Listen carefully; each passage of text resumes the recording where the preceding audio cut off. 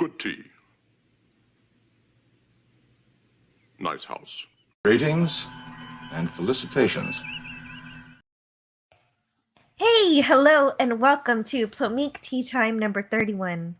I was so excited to see this episode where Foster gets wasted and then kidnapped. It sounded like a great premise considering I love Foster and he's so adorable. But UFO was supposed to cheer me up after watching choosing to watch the filth. Bald Spaceman. Which is Star Trek in name only. Yes. But I have to be honest, this episode wasn't the best UFO episode because it turns out I made all the slides, so I'll go through them. But most of this episode doesn't matter because it uses one of my least favorite tropes. And that is that it's all a dream. So everything in this, almost everything in the episode doesn't really matter too much. Except as a examination of Foster's imagination. But also this week it was William Shatner's birthday. Yeah. He turned 92. I loved his tweet where he said, "In the mirror universe, I'm 29." Thought that was adorable. Yeah. The celebration of William Shatner is one of my favorite things. It happens all year round, but on March 22nd, it is doubly special. And this weekend will be another birthday, well, for the late Leonard Nimoy on Sunday. I'm going to watch 3 Men and a Baby. Yeah. Oh, what's the movie that he directed after that was kind of good, but it flopped? Oh, I don't know. After 3 Men and a Baby? Yeah, after 3 Men and a Baby. Because I love Leonard Nimoy so much. I wish I could have met him. But happy birthday to him this weekend. I'll miss saying it live. Let's see.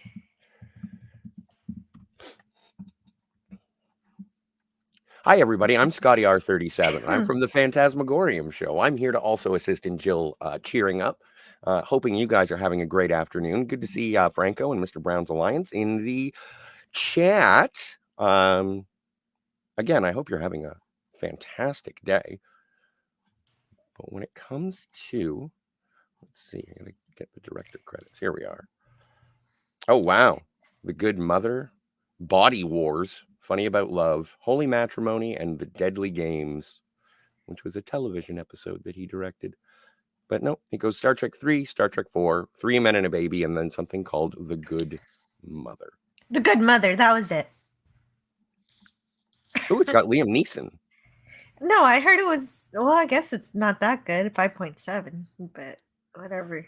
that he's just like, okay, I guess I'm done directing now. Well, he had a banner year with Star Trek 4 and 3 Men and a Baby. I think those were the two highest grossing movies for Paramount that that's year. the perfect way to retire. Star Trek 3, Star Trek 4, and 3 Men and a Baby. Perfect trilogy. What's the hang on a second. What does it say? I lost it. Hello, Mr. Brown Alliance. Ahoy. And hello, Scotty on the panel. Then Frankel Walker. Hello. Mr. Brown Alliance says, just got back from John Wick 4. Fantastic. Yeah, I've been hearing a lot of great things about it. Like it's the best of the John Wick movies, which is interesting. I enjoyed the first two, but I never went back for the third. So maybe I'll watch the third one and then go see the fourth at some point. I've heard it being compared to Once Upon a Time in the West as sort of an epic, sprawling saga. And so that's good. Yeah. Like a Western? Wow. Well, just in terms of the scope of it, Once Upon a Time in the West is a very sprawling, epic, and yeah, that's what I heard that John Wick 4 was as well. Neat. Franco Walker says, I've only seen the first one. I wasn't overly impressed. I liked the first one. I liked the originality of the first one, but it's sort of diminishing returns as far as I'm concerned with the 2 and 3. Like, not bad, just not the same shock value as the first one. Yeah. PvP. Hello, Yeah, PvP. hello, PvP. You don't have to watch the episode. I'm just gonna go through it. You can just listen to me complain about it a little bit. I'm gonna go through it pretty quick. I'm basically a lifeguard. I did not get into the UFO pool today. So. Well, I love UFO. I know. And I love everything about it. What did they do? Well, the first episode that you showed me, a child passed away in the first episode. No, but that was a great episode, though. Wow. Yeah. Not everybody made it out alive. It was well done. Anyway. Hello, Sci-Fi Nation. Hey, Sci-Fi Nation. Sci-Fi Nation says, greetings, Anti-Derivative Jill, Scotty, and Champ.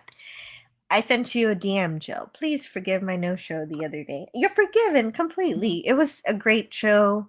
I wish you could have been there, but, there'll be more. There's more original series. I got 2 more seasons. The penultimate, actually the actual season finale is next Tuesday. Mm-hmm.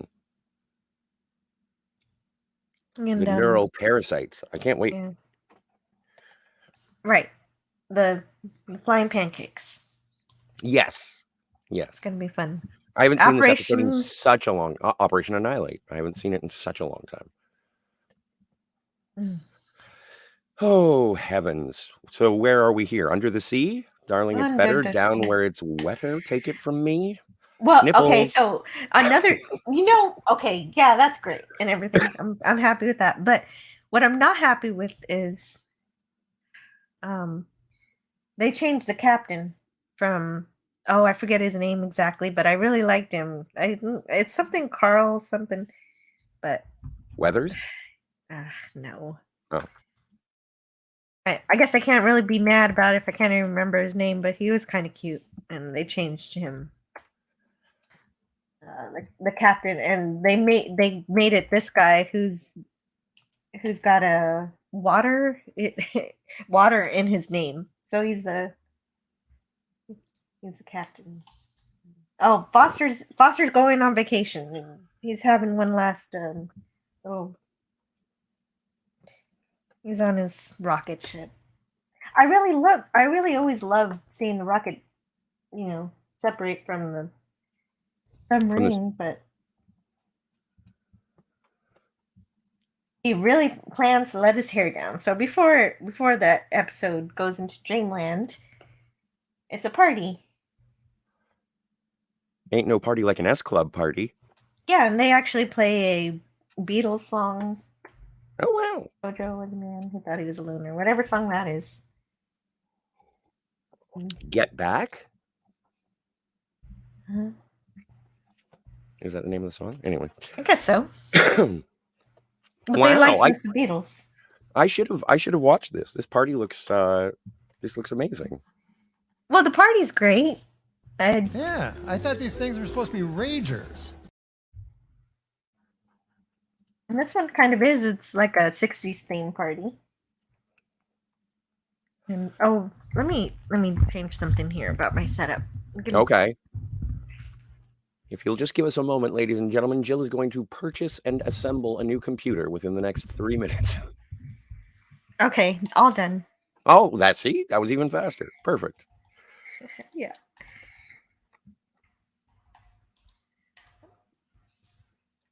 And so you get all the remains of a party. Ooh. Do they make with the love? I don't know. No. Oh. We don't get to see it anyway. Oh.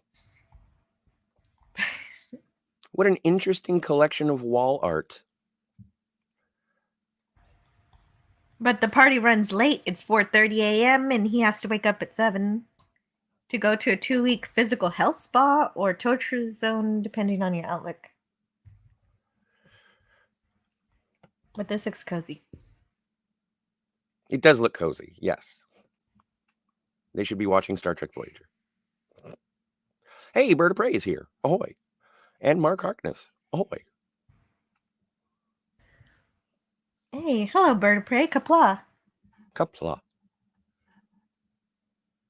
So we're still not in the part where it's a dream yet. There's a UFO, but I don't know if we never get back to the real UFO. Oh, So Paul Foster's got a hangover. He's got the best car. I like his car. his car is really cool.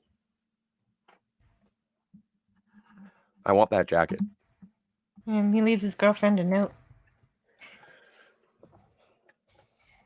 Thanks for the party. My head tells me it was a good one. I have been told that I had a good time.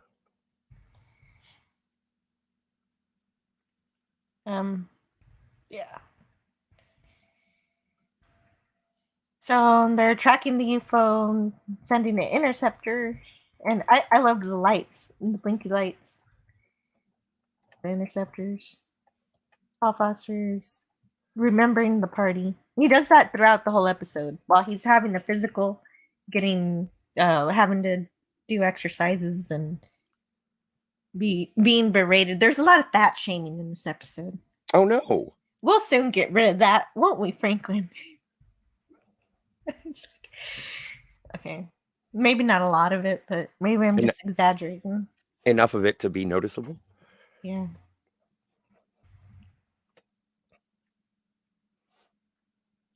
Oh. that flash of cards just anyway. Well, I'm just getting through the episode here. He's having a sauna, and this is where it all happens. This is where the dream starts. At some point, he's I didn't realize he was dreaming. I guess maybe I should have, but we know he's flashed back into the party, and I think this is where the dream is right here, where he can't open this door. Oh no. And yeah, there's an alien. He kidnaps him and kills that guy and everybody. Just everybody's dead. Everybody's dead. Yeah, right. Slaughter, yeah. It's like, man, I didn't know these aliens haven't shown that they were that into massacring. But now, okay, so that's kind of what makes me mad about this, because I'm trying to build this lore in my head about these aliens and Straker and everybody, and I get excited about things, and I'm trying to remember these things, and then at the end it just tells me none of it was real. Forget everything you just saw. The aliens are not going to come in and just kill everybody, because that's usually not what they do. They're a lot more methodical than that. Like that time, the one alien just entered the house and was doing his thing and left the old lady alone. Why won't you speak to me? Yeah. What is wrong? Why are you here? Please leave. Yes, and here, what part of this episode is real and what isn't? Because they say the UFO is near, I think this is when the dream starts. It's near southern England, and they're like, oh, well, this part of the world, it doesn't matter. There's nothing there. Oh, wait, except for the research center, which Foster's in to go to the gym. So he sends Alec on this thing's cool. Oh, that is cool. Ooh.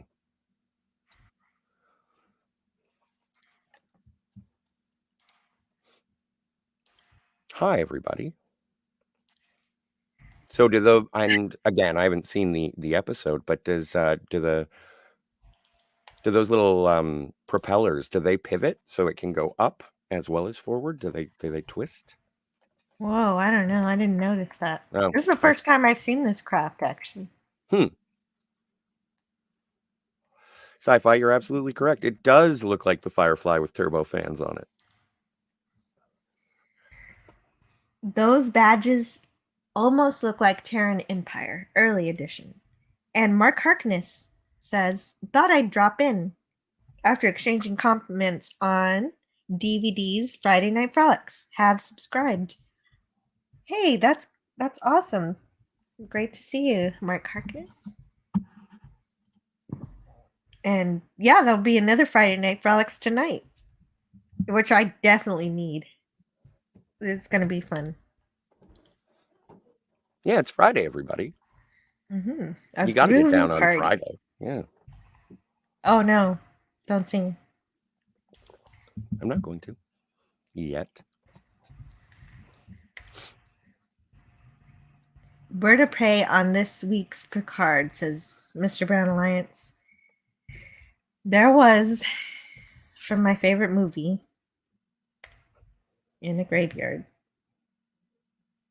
Sci-Fi Nation says that car looks like a Plymouth Roadrunner without the rear wing type spoiler on it. I didn't know what kind of car it was. I just liked it. Mark Harkness says, and here I thought those metallic outfits were a product of Buck Rogers in the 25th century.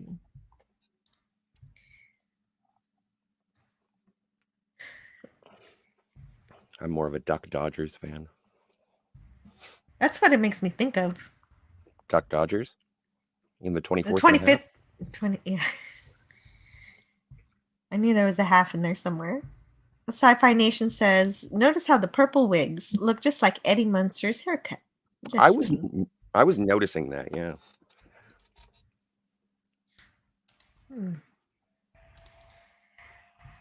Good news for those in the know. I got to partake in the parole revocation hearing of that guy that attacked me after work the other day, says Sci-Fi Nation. Wow. Still waiting to hear if they did or not. Okay.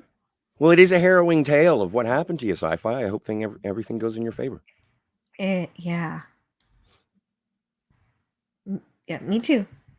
Hello, Gorilla's Random Thoughts. Only lurking today because boss is PMSing. Yeah, whatever. Everybody's dead. Look, everybody's dead. There we go. Including Ed Straker's. Oh, right. Captain Waterman. So they replaced the other captain with this captain and call him Captain Waterman. He's captain of the submarine, and his name is Captain Waterman. He didn't have a choice as to what his vocation would be. He was born into the role. This is our barber, Mr. Barber. And so it actually, I didn't think this was a dream because this actually felt like something Straker would do. He's like, we got to destroy the UFO. I know Foster's on it, but I actually would believe he'd do that. And so does Foster. So he just has a realistic depiction of his boss.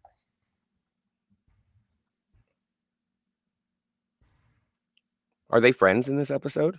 I guess it doesn't matter because it's all a dream. Right, it's all a dream. Yes, Ed and Alec are friends, but in this episode, they're always like this, though. Like Ed Straker wants to do the clinical thing that's best for everyone, the needs of the many, and Alec is the more emotional one. Says we've got to care about, individuals and everything. But this takes it kind of to the extreme.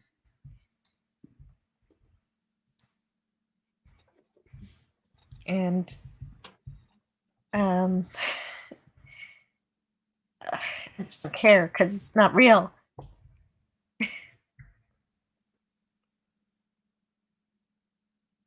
But it's a pretty good dream considering it's a dream. Foster still dreams about the telemetry of the UFO. Well, and the thing is that if you're telling a dream story, you basically have to stick with the one character point of view, right? Yeah. Because if you're having, like, when I have dreams, I don't dream about the scenes that I'm not involved in. Yeah, you don't. Well, okay, but the weird thing is that this guy, Waterman, Captain Waterman, imagines Foster saying, "You got a great crew there, Captain. It's an honor serving with you." And so these words are going through Waterman's head as he decides not to shoot down the UFO. He misses on purpose. But, of course, in Foster's dream. How the blazes! Yeah, Ed Straker is so upset about it. How in blazes did he miss it? Get me Lieutenant Ellis. And you know what makes me really mad? Because they with with Foster off of the moon base station, it makes sense that Lieutenant Ellis takes more of a leadership role on the moon base. And I was so happy with what happened, and then they took it away from me.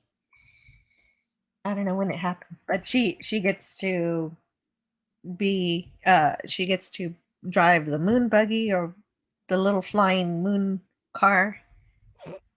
Is that the technical term for it? I don't know. I don't remember.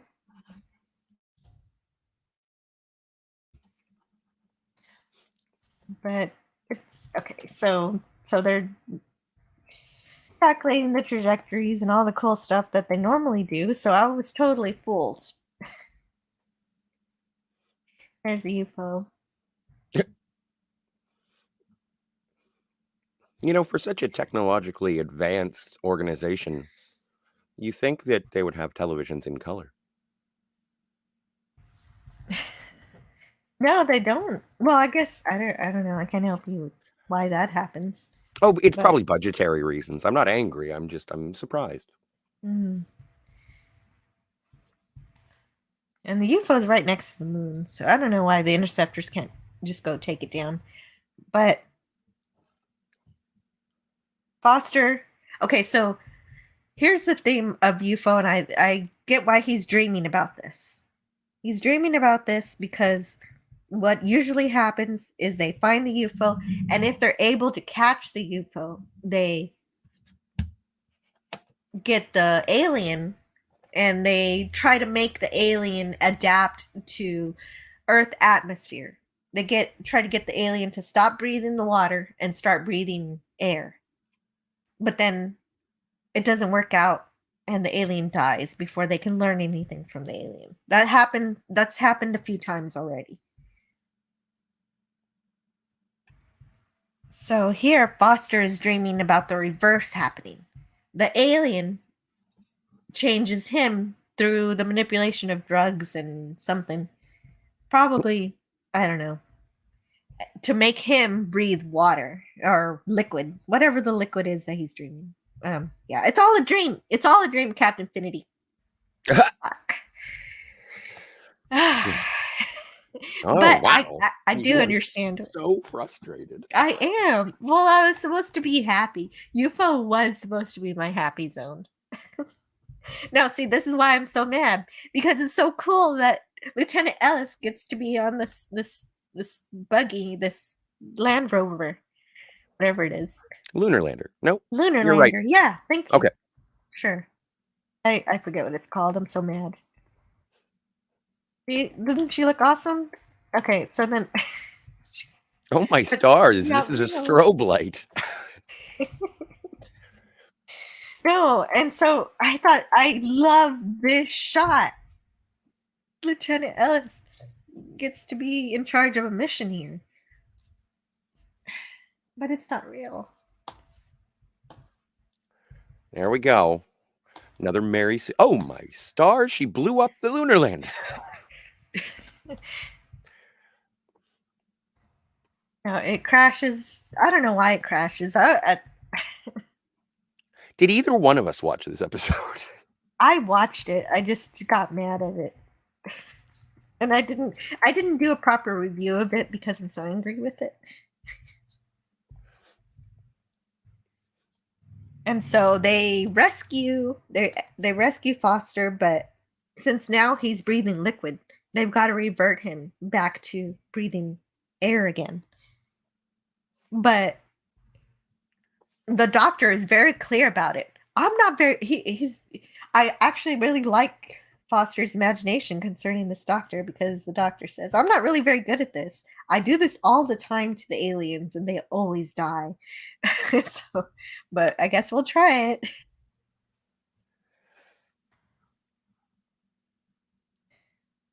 Have you ever seen The Abyss? Oh no, my foot's asleep. Uh-oh. No, I haven't. Tell me about it. Well, the only reason I bring it up is just because there is a part in the movie where, because they're like underwater, like oil riggers or something like that, they're at the bottom of the ocean. But to go even deeper after a submarine that has crashed, they have to breathe liquid to avoid the extreme compression of the depths of the ocean. And it's cool. It's cool. That is a cool idea.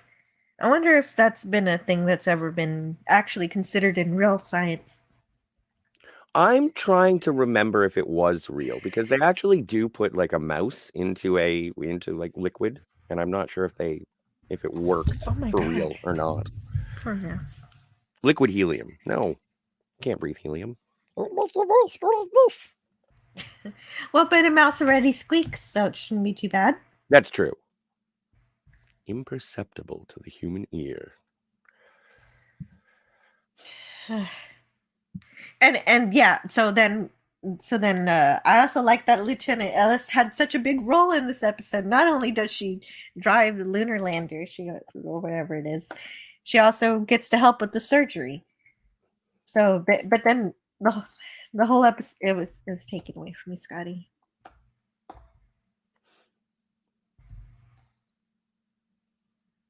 But this doctor's kind of cool. He seems capable. He is. They ask, "Is this drug gonna work?" And he says, "I hope so." I think. I love his honesty.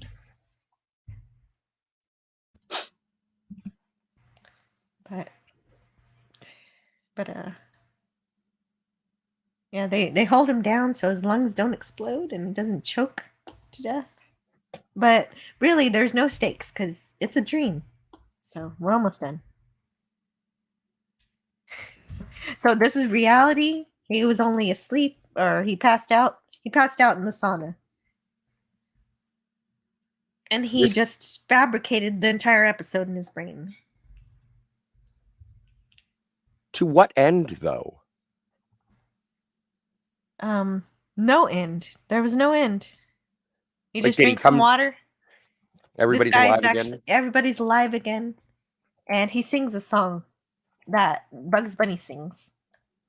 Oh, yes, that's true. Beautiful dreamer, come wake unto me. Butterfly in the sky. This episode was, in fact, Looney Tunes. It But was usually, so schizophrenic. Usually, if you do have a dream sequence episode, there is a purpose to it, like in terms of coming to some personal revelation or exploring some hidden corners of your own psyche. Are you just saying that he passed out, had a dream, woke up, and was like, all right, back to business? That's the whole thing? Yes. Wow. All right. Can I leave you for a minute? I gotta be right back. Yeah, if you want to. Yeah, sure. Absolutely. Okay. Wanted to say hello to Admiral Teague. Good to see you. Hey, Herc. And where are we? Going to go up to where we left off. Franco Walker is correct. In the dream, everyone was dead, especially the person who had been verbally abused for his portliness, which I thought was offside. I hope the Shadow organization does have an HR team. Sci-Fi Nation says, Dave's not here, man. Which is true. I just read that they're doing a, I was going to say Mork and Mindy, Cheech and Chong biopic, which will be interesting. Mark Harkness says, Foster's home for imaginary aliens. True. And Captain Finity says, it's all a dream? Check, please. Yes, that is, unless, as long as there's some sort of investigation of a revelation of personal truth. A dream can be useful if presented to the audience, but if it's just, I had the craziest dream and then I woke up and then everything was fine again. It's like, okay, then why did we have to live through it? And Sci-Fi Nation says it's not a lie if it's a dream. No, it's not a lie. It's just a detour into something that never happened. Franco says dreams don't usually have scene setting shots. No, establishing shots in your subconscious do not usually happen, which is unfortunate. I would love some more establishing shots so I knew what was going on before I woke up at school with no pants on at an exam that I was not studied for. Edge of Time says, I'm still phoning it in. You and me both, sir. I'm so Admiral. glad you're here, phoning it in. Me Yeah. too. Well, aren't we all for just Yeah. here? It's a lazy Friday, really. Admiral Teague says, I'm stunned to say Straker is not wearing a wig. He fried his hair, bleaching it over and over and over again. Wow. Thank you for the research on that one. And then Sci-Fi Nation says, so that's why it's called Bleach Blonde. Who'da thunk? And Edge of Time says, every day I jump the shark, which is one of my favorite Elvis Costello songs. Every day I jump the shark. Mark Harkness says, it's not real. It's just a computer-generated fantasy, and I'm a purple-haired girl trying to hide in it. I need more purple-haired girls in my life. Maybe not. I've heard that it could be a warning, a red flag. Oh, I was so busy being mad at the episode. I forgot about there was one person at the party who had a purple wig who was not a moon-based girl. So it's just the style at the time? Well, no, it was the style, I guess, at the party. Everybody was dressed crazy, but it was a 60s theme. Let's see if I can find it. Yeah, show us the party. Maybe that'll energize. Oh, I'm already feeling better. I got through the episode. Well, that's good. See? Achievement unlocked. I was mad at it, and I told you why, and now I feel better. See, that's, when you're planning your day, the first thing that you should do is make a list. And at the top of the list, you should say, make a list. Well, and then immediately cross it off because it makes you feel better. Well, the only explanation you get at the end is that, well, usually I tell people not to go into the sauna if they've been sick because, Foster had a hangover. So the only message you get from this episode is that if you have a hangover, do not go in a sauna. I've heard it's bad for you if you go in there with like a hangover. Well, it was for Foster. Well, was it? He seemed fine afterwards. He went through an ordeal. It sounds like you did watching this episode. I did. There she is. See? Purple wig. Not a moon-based girl.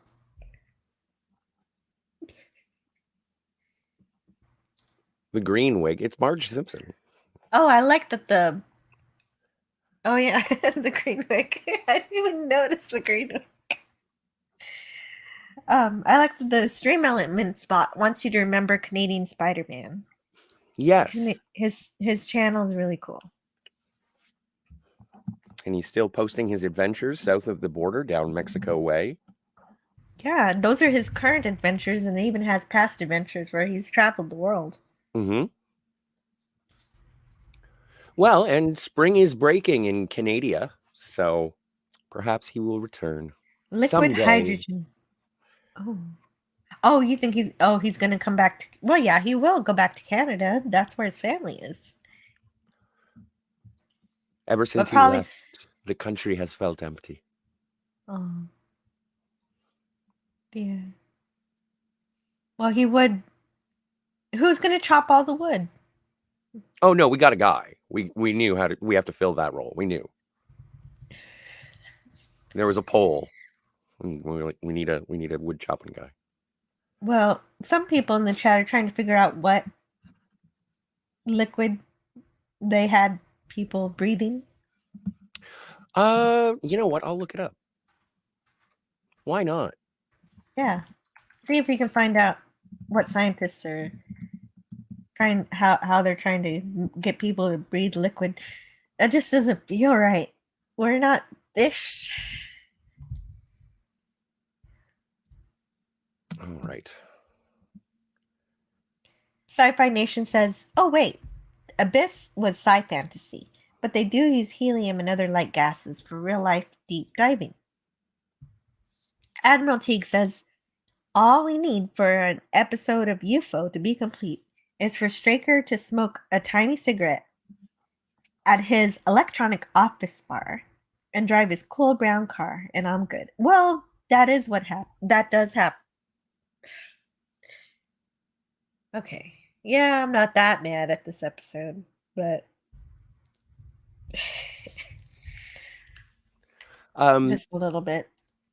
The breathing fluid depicted in the film The Abyss, oxygenated perfluorocarbon, actually exists. And while scenes with the diving suit were filmed with Ed Harris holding his breath, an earlier scene in which a rat is immersed in breathing fluid was filmed for real. Wow. While The Abyss is certainly the most famous depiction of liquid breathing, the technology has been experimented with for over a century. And while it may not be quite ready for the use in deep sea diving, it may have life-saving applications in the field of medicine. Fascinating. But why? Why are people trying to breathe liquid? So weird. But at least, so even if this isn't my favorite UFO episode, it still gets you thinking about real science. So I'm okay. Mm-hmm. Captain Infinity says, and 12 Monkeys has one timeline. I've never seen it. Me neither. But you have, though. Yes, that's true.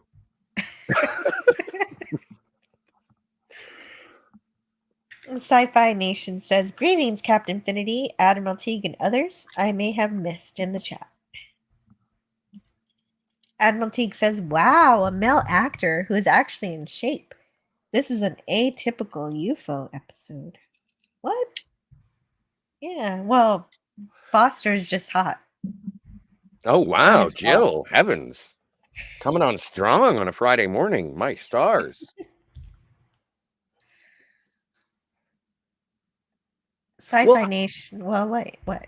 Well, no, I was gonna ask you, because in general, like Yes. the 1970s is not necessarily known for the most physically fit of male specimens, because it was still the age of having a rare steak with a glass of milk. Like, it's almost like dad bodies were considered hot in the 70s. There are exceptions, of course, but yeah, I suppose it is nice to see an in-shape individual on a televised entertainment of the 1970s, especially British. Especially British. I don't know why that came to my head. It's like, oh, they're specifically a little bit more dad bodish, which isn't fair. I apologize to all the people of England. I wasn't there in the 70s, so you're the expert on the 70s for me. I was born in 78. You were a child. I wasn't assessing people's You were a physiques. baby in the 70s. Yeah. And only a baby. That's how I feel about the 80s. Like, should I know a lot about the 80s? No, mostly Teddy Ruxpin and Teenage Mutant Ninja Turtles. Ooh.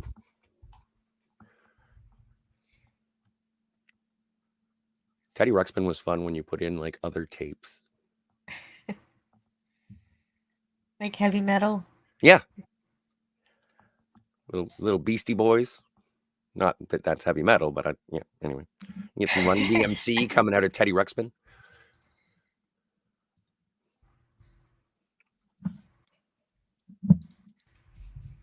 Scotty is singing Jordy's first show theme from PBS. True story. That was the only thing. I was having so much fun watching Bald Spaceman yesterday, as every time LeVar Burton showed up, I was annoying Jill. Butterfly in the sky.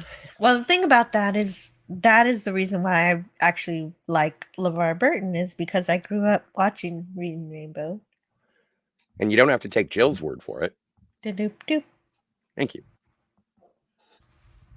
I still got to find that sound effect because I want it to be my notification sound on my phone.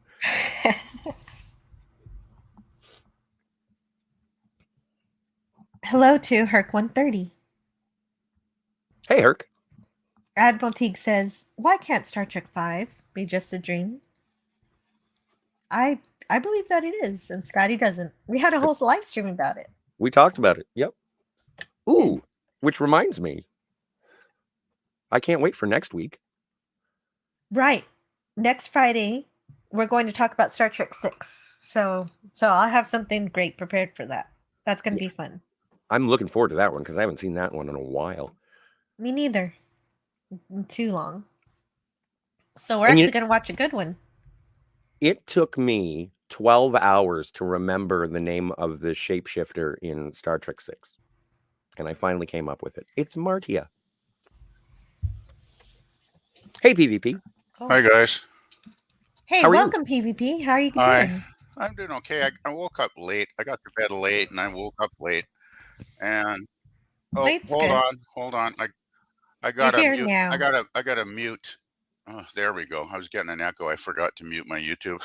That is better. There was a Yeah. thing. Yeah, I know. Sometimes it takes me a few seconds to reach over to the others, the other, window here and kill the sound, but it's all good now. Yeah, I'm late because I just, I figure if I got the honor of being a panel member, I should do my homework and watch the episode at least. So, Well, great. I'm glad you watched the episode. Do you have well, anything you want to share about it? oh yeah, this one definitely was not as good as the last one. I would say, in Yeah, I my agree. humble opinion. My God. Well, did you? I don't know if you heard me talking about it, but No, I had you guys muted. Sorry, but okay. I could only concentrate. Well, the thing was, I watched most of the episode on so-called chipmunk speed, if you know what I mean. Oh, you watched it faster. Well, you know Yeah. what? That's the best way to watch this episode. Get it over with as fast as you can. Well, Because none of it matters. the thing was, there was so little dialogue that was worth hearing that it was easy just to almost watch it as a silent movie, because it kind of visually, it visually told the story without really even having to listen to the dialogue. Because most of the dialogue was what it was like, Straker, having an aneurysm, wanting to kill Foster. It seemed like, just blow that Foster out of the sky.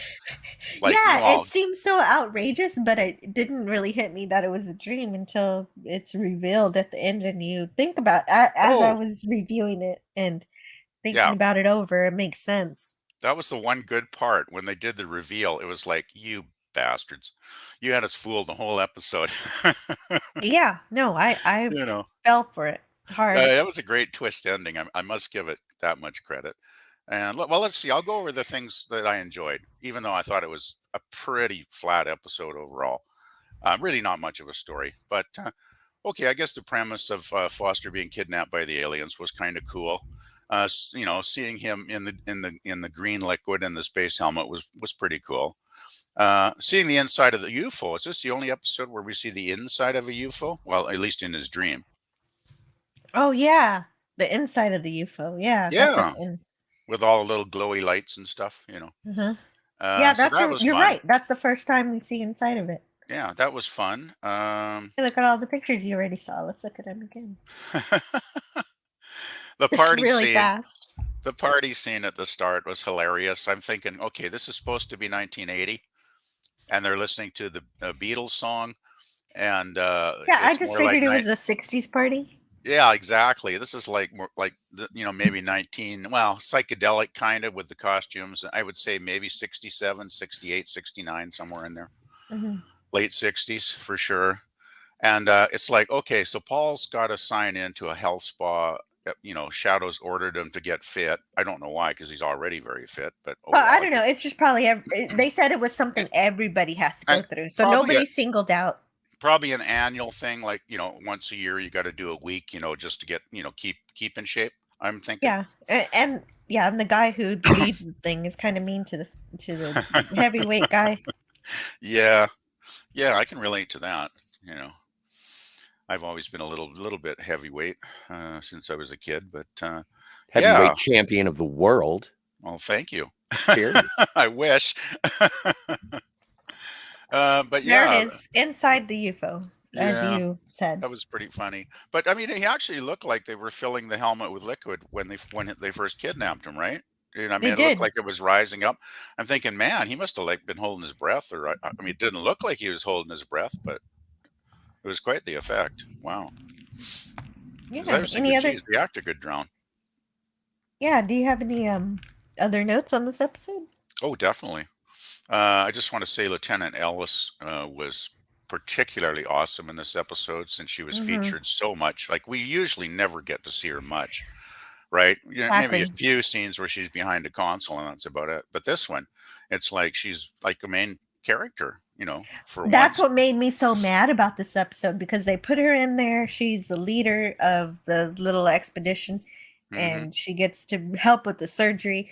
And it turns out she didn't do any of those things. Yeah. It's interesting, though, that Paul's dreaming about her so much, isn't it? She was nice Oh, eye I guess candy. that makes sense. She was I guess total eye okay. candy. Like, From a male perspective, I could get what oh happened there. my goodness, You just Gabriel. explained it for me. Well, Thank you. Gabriel Drake, the actress, her real name Gabriel Drake, uh, was a beautiful woman in her day back then. I mean, I think she's just gorgeous.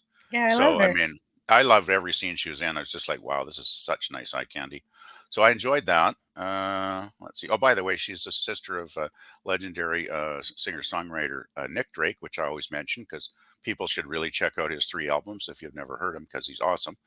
Let's see, what else was there? The UFO crashing on the moon was kind of cool. I like that. I mean, I don't think we get to see UFOs crashing on the moon too often. I thought, Yeah, yeah. that I don't even that know sh- what initiates that. It just crashes. well, yeah, the whole thing, obviously, when you in hindsight, is a dream because as I watched the episode, I was thinking there's so many things here that don't really quite add up. They don't This quite definitely make doesn't. sense. Yeah, it's like, well, first thing that the pilot, misses. I guess his mind is being controlled by the aliens or something. It seemed. No, the pilot misses because he doesn't want to kill Foster, who he Oh, it was believes to be on intentional. the UFO. Oh, Yeah, he did okay. it on purpose. Oh, okay. Wow. Gee, wow. Because going through his head, he was thinking of the last thing Foster said to him, which was, "Thank you, Captain, for being an awesome captain. You have a great crew. It's an honor serving with you." And he's Okay. like, "Damn, I can't kill this guy." And so he just Makes you wonder, though. I mean, that's a bad chain of command decision, is it not? Like, well, if that you get would an be order. if it was real. Yeah. It I would be guess something to talk of about if course, it wasn't just a dumb dream. it's Paul's dream, so of course he's not going to kill him. That makes sense, I guess. But it was a very weird episode overall. I don't know. No, but I guess it tells you what he thinks of Straker. He thinks Straker would kill him, and he thinks that. He thinks Straker's a jerk, basically. Which he kind of is a lot of the time. I gotta admit. So Uh-huh. yeah, but I guess overall that's pretty much all my thoughts on it because there's really not much to the episode, really. Oh, and Paul singing "Beautiful Dreamer" at the end was kind of funny. Yeah, because Bugs Bunny also sings it. Oh, geez, I didn't make that connection, but yeah, a fun episode in a way, even though it was kind of superficial. There's Gail's again. Oh my God, she's so beautiful. Yes. She's so beautiful. Dream girl. Anyway, yeah. Well, that's how I was Jill. talking about Paul Foster during my review. So he sounded like Oh wow, just about there was him. lots of bare chesticle action from Paul Foster for sure. Chesticle? Well, bare chest. I meant. Okay, I didn't mean it to sound that way. So leave it to you, Scotty, to turn it around. I didn't say anything. I just was noticing how you. I meant he had a nice, bare chest for the ladies. True. Mhm. There you go. Yeah. There it is. Yeah. See, I mean, that's a good-looking guy. He's great. And he's in his shorts. I mean, well, there you go. That's the whole package right there. And he's all sweaty. Right. So don't go in the sauna if you've had too much to drink the night before, or have done too much physical exercise. Well, that was the one part of that was real at the beginning of the episode, that he was being pretty irresponsible. When he had to report to the health spa the next morning, and he got 2.5 hours sleep or something. Well, when you don't have that much time off, you've got to use the time off you have wisely. And Yeah, and he he wanted wasn't to go using to a it. party. Yeah, but he didn't. He maybe could have not indulged quite as much as he did. So, he would have been better off for it. Let's face it, he did suffer that immensely that first day with a hangover, going through all that physical activity. You could tell he was getting worn down, and then of course he passes out in the sauna. I think he bumped his head, didn't he, on the sauna bench or something, when he tried to force the door and he couldn't get out. Well, But no, maybe but he even- was already. I think by then he was already dreaming. Yeah, I think the part with the door actually was part of the dream, wasn't it? Yes. Yeah. Yes, makes because sense. at the end they make it a point where the door Yeah. is not locked. Exactly. There wouldn't be a lock. You wouldn't even put a lock on a sauna door. At least I don't think any sane person would. Well, no, yeah, because there's that breathing issue. Well, yeah. I mean, you got to be safe, right? So you've got to have the option to leave the room anytime you feel like you need to. So. And Sci-Fi Nation wants us to remember we breathe liquid until we pop out into the world. Bare butt naked. I Well- don't know. I don't know if babies are technically breathing when they're They're in the womb. not. I don't believe They're they'd be. not. No, I don't think so. They're getting everything. Yeah, babies breathe using the umbilical cord. Yeah, they're getting everything they need to survive and grow through the umbilical cord, of course. Like, yes. But So much for that anatomy lesson. Yeah, right. So a fetus will, I guess they'll eat the liquid, they'll drink the liquid, but they're not breathing it. Yeah, it's a good thing that we do pop out bare butt naked, though, because if we popped out fully clothed, that might be quite uncomfortable for the mother. And the Canadian Spider-Man says, "Hail to the chat, and thanks for being here with us. Grab some Hey, tea Spidey. and a joint. Sit back and enjoy the show." Spidey sounds like he's enjoying his time down in Mexico. He is. Lucky bugger. Well, I guess he worked hard for it and saved his money, so good man. Did I miss something? What do you mean? In the chat? Yeah. Captain Finity says Scotty is spot on about the dream point of view. That's why Total Recall ain't a dream.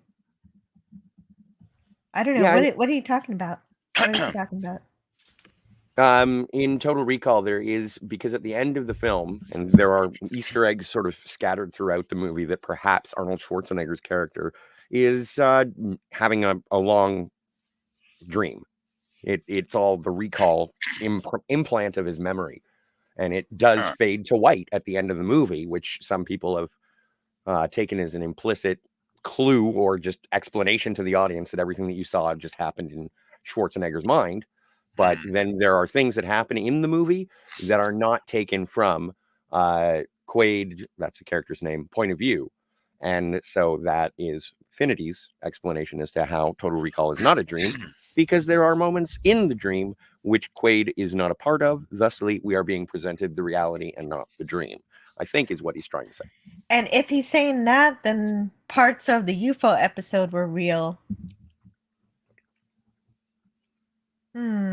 Because there's several points in the UFO episode that are not from Foster's point of view. But that doesn't make sense because he was never kidnapped, and all of these scenes. Well, yeah, all the stuff they talk about him as if he was kidnapped. Exactly, all the stuff that doesn't work. Trying to shoot down the UFO, that was all part of the dream. I mean, obviously. Yeah, obviously. So, yeah. So I don't know. I think everything mostly after he passed out in the sauna till they revived him was basically all a dream. It seems to me. Mm-hmm. What? Furries? Furries? Did someone say furries? Yeah, it was in the chat. Moon-based girls and furries tend to have the purple hair. Okay, my imagination's already running wild enough with Lieutenant Ellis, so I don't need any more talk like that. I've been making jokes about it for so long that I don't even know if I'm a furry anymore.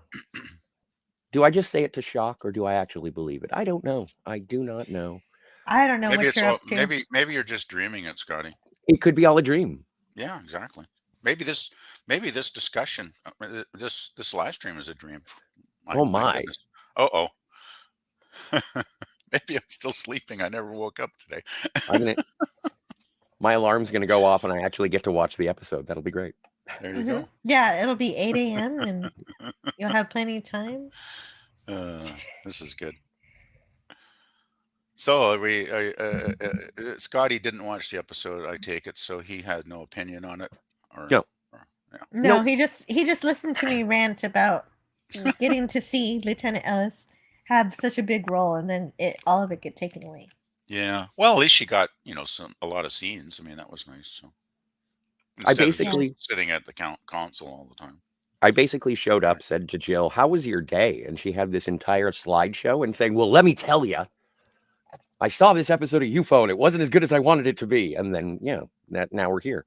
Mm-hmm. Well, yeah, after the previous one with the boy dying, like that was such a great episode, and this one is like just so flat by comparison. Well, except for Lieutenant Ellis being able to take control of the Dream mission. She was the highlight of the episode for me, I gotta say. Yeah. That's what I heard. She is pretty, though. You're right. Oh, she was gorgeous. I mean, that face. Look at that face. I mean, that's perfection. That's a real beauty. She's in an Avengers episode, by the way. Oh, the theme is cats that kill their masters. It's quite weird, and she's really nice looking in that one too. But she's got those. She's kind of appropriate in an episode based around killer cats because she does have those kind of feline kind of eyes, if you know what I mean. And they do Are accentuate you them. saying she's a leader of killer cats? What? No. She's not the bad one. She's just an assistant to the bad guy.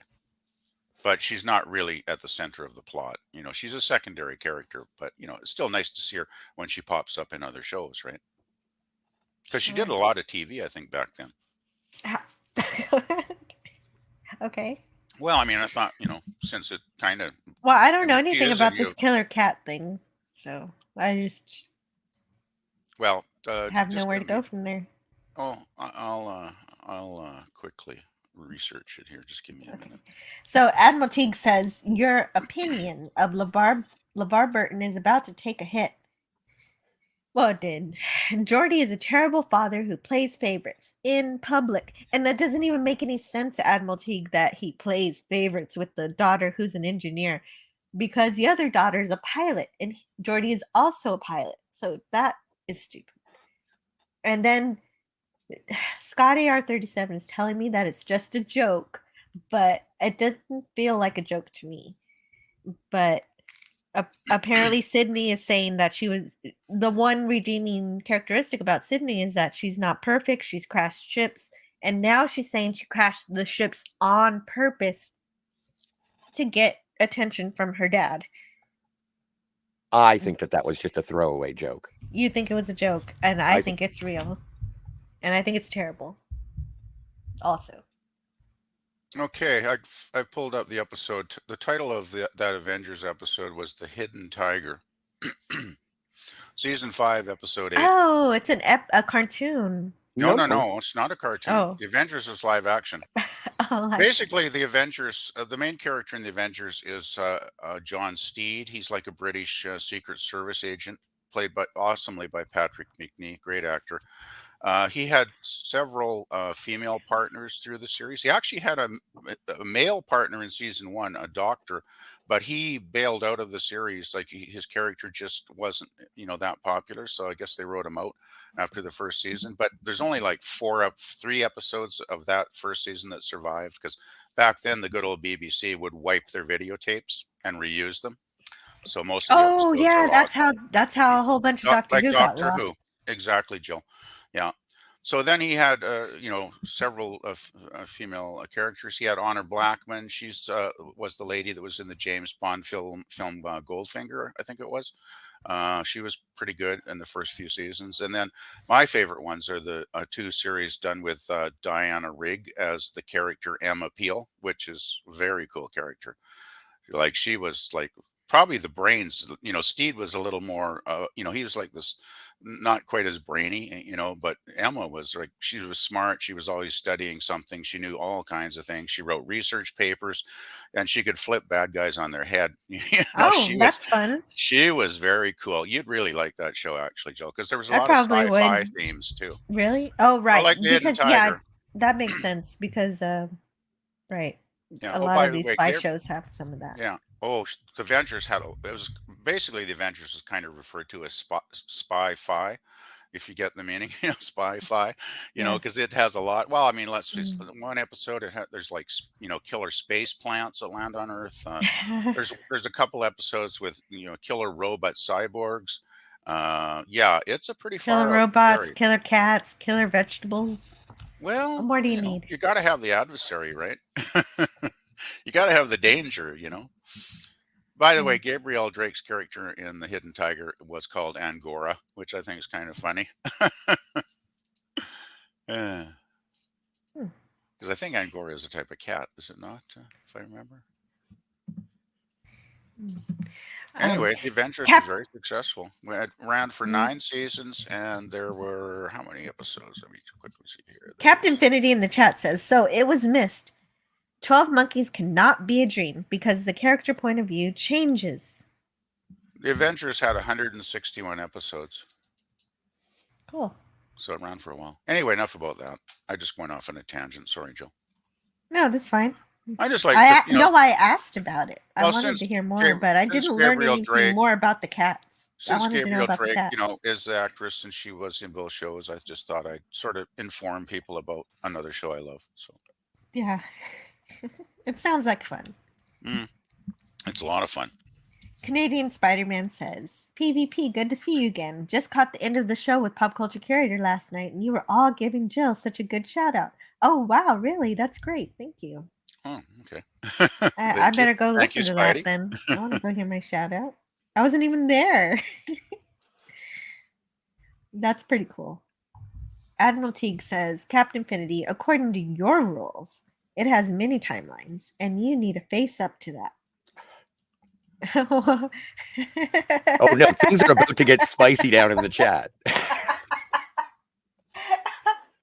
This is from Admiral Teague. Mr. Brown. Don't know why Teague is being so negative. He missed my 12 Monkey special last week. Oh my god, you're right. It did get spicy in the chat. It was all a dream is a great twist indeed. Well, it was a twist. I wasn't expecting it. Because I try to take UFO seriously the way it's presented, and then it tells me it's not real. Well, it really isn't real, Jill. You know it's a story, right?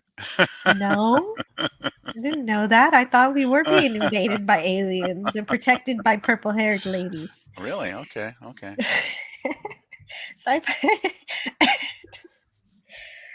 Sci-Fi Nation says, you block me like once a month. I feel like I failed somehow if I don't get the block, says Captain. Oh, jeez.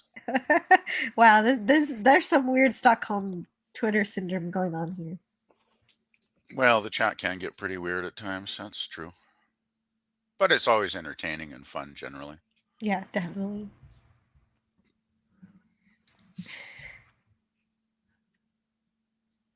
Yeah, there's Are you scanning? Are you scanning to find out where we can pick up again? There we go. A lot of chat. So, what guys, you got any other topics like other than UFO? Because usually there's other topics. Canadian Spider-Man says it was all a dream. Worked very well on the Bob Newhart show. Oh, Who's that's Bob famous. Newhart? Oh, you need to learn about Bob Newhart, Joe. Oh, yeah, he's one of the greatest comics of the 20th century for sure. He had a TV series. I think Spidey's referring to the 1960s Bob Newhart show. He had several series actually. He had his show in the late 60s, early 70s. The Bob Newhart show was very successful. And then he had a show just called Newhart. I think that was more in the 80s. That was a huge hit for many seasons. And then he had later in his career, he did a show just called Bob. There's a theme here. And that was lasted for about 1.5 seasons. And he was a cartoonist doing comic strips in that one. And that was kind of a really fun series. So he did. But anyway, the ending I can't give away that ending because it's one of the most famous endings. I'm never going to watch it probably. You can tell me. Oh, you should. I think you'd have fun. It's a really funny show. Okay. Well, he's a psychiatrist, and he's got all these crazy coworkers. One of his best buddies is like a dentist down the other side of the hall, in the office building they work in, and they got Carol, the receptionist, and she's totally nuts. And he's got all his psychiatric patients, and they've got all their various quirks, right? And it's pretty funny stuff. Very good writing. Very good writing. But so spoilers for Newhart. Oh, I can't give away that spoiler. I can. No, Yay! please don't. I was asking for it, and Would you like me to spoil Newhart for you? It's one of the most brilliant spoilers in TV, considered in Yes. TV history by a lot of people.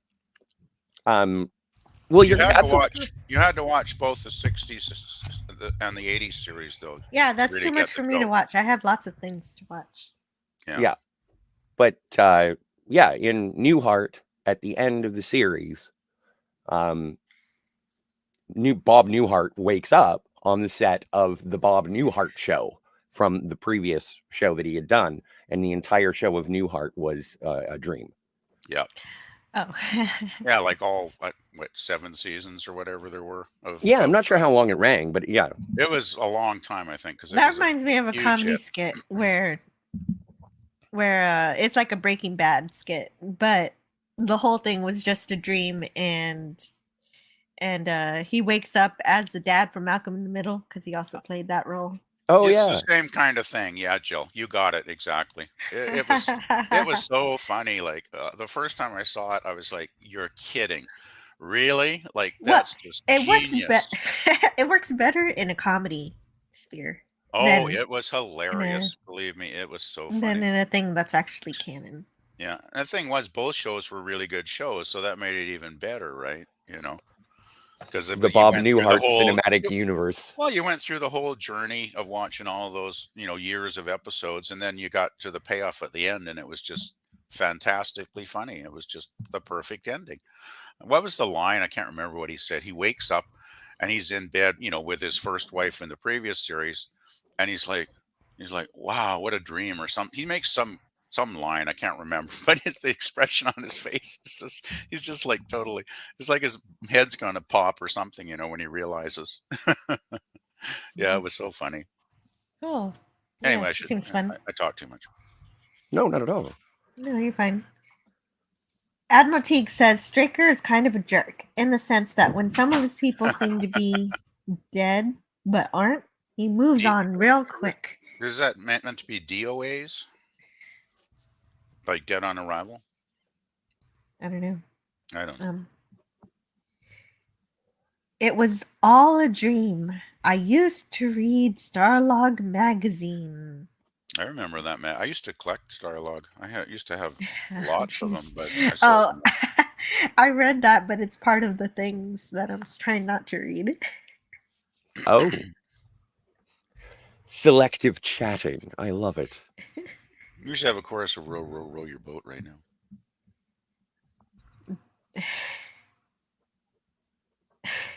Oh, and Canadian Spider-Man, it's Daryl, not Doug, but good try. Daryl and his other brother, Daryl. Yeah. Franco Walker says, all these topless men on TV and ads are annoying. Where are all the topless women? Double standards. Oh, if women want to be equal, yeah, there should be no double standard. I agree. It reminds me of like Batman Forever and Batman and Robin, because they put nipples on the bat suits and the Robin suit. And then they introduced Batgirl, and I was like, all right. And they never put nipples on the Batgirl suit. I was very disappointed. Double standard. Yep. Standard. Oh, dear.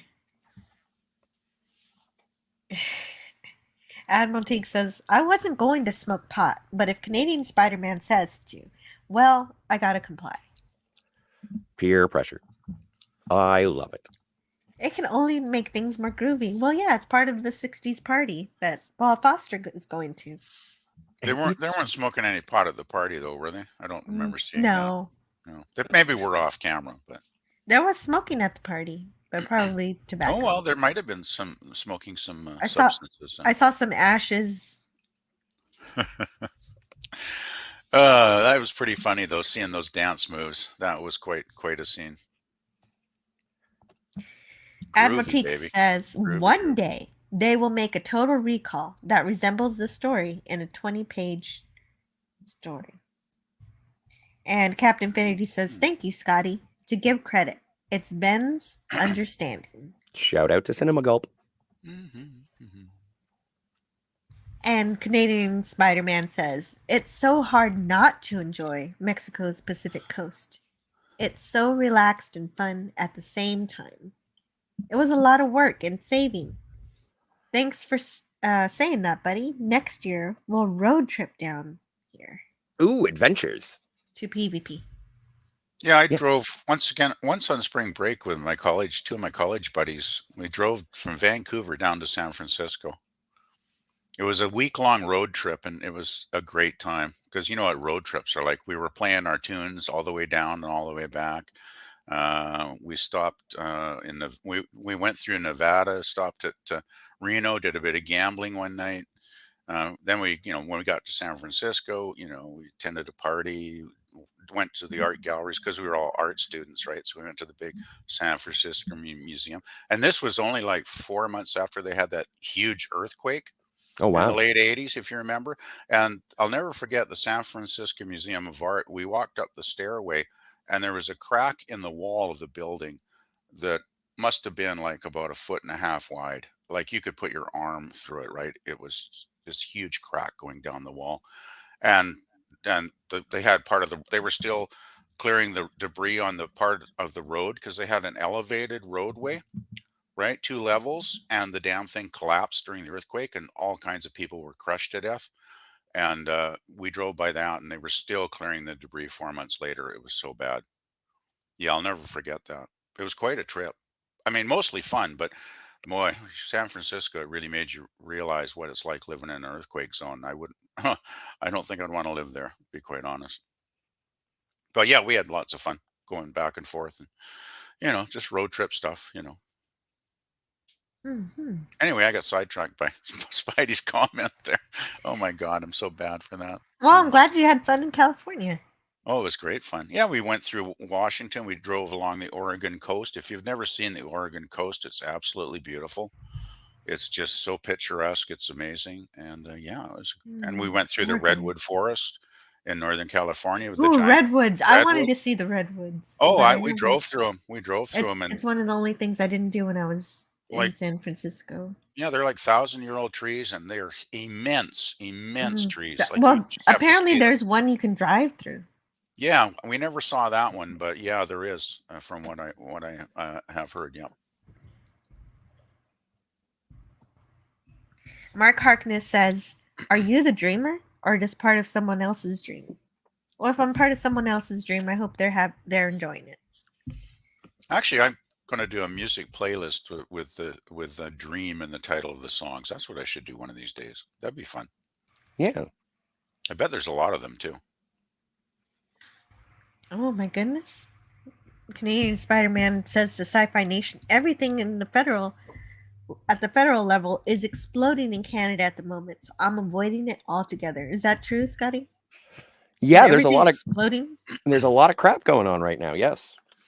And I'm totally Wow. oblivious because I just have no interest in politics. I used to be, believe it or not, I used to be a political junkie, like maybe 3, 4 years ago. Every night, for years, decades, I'd have the TV news on every night.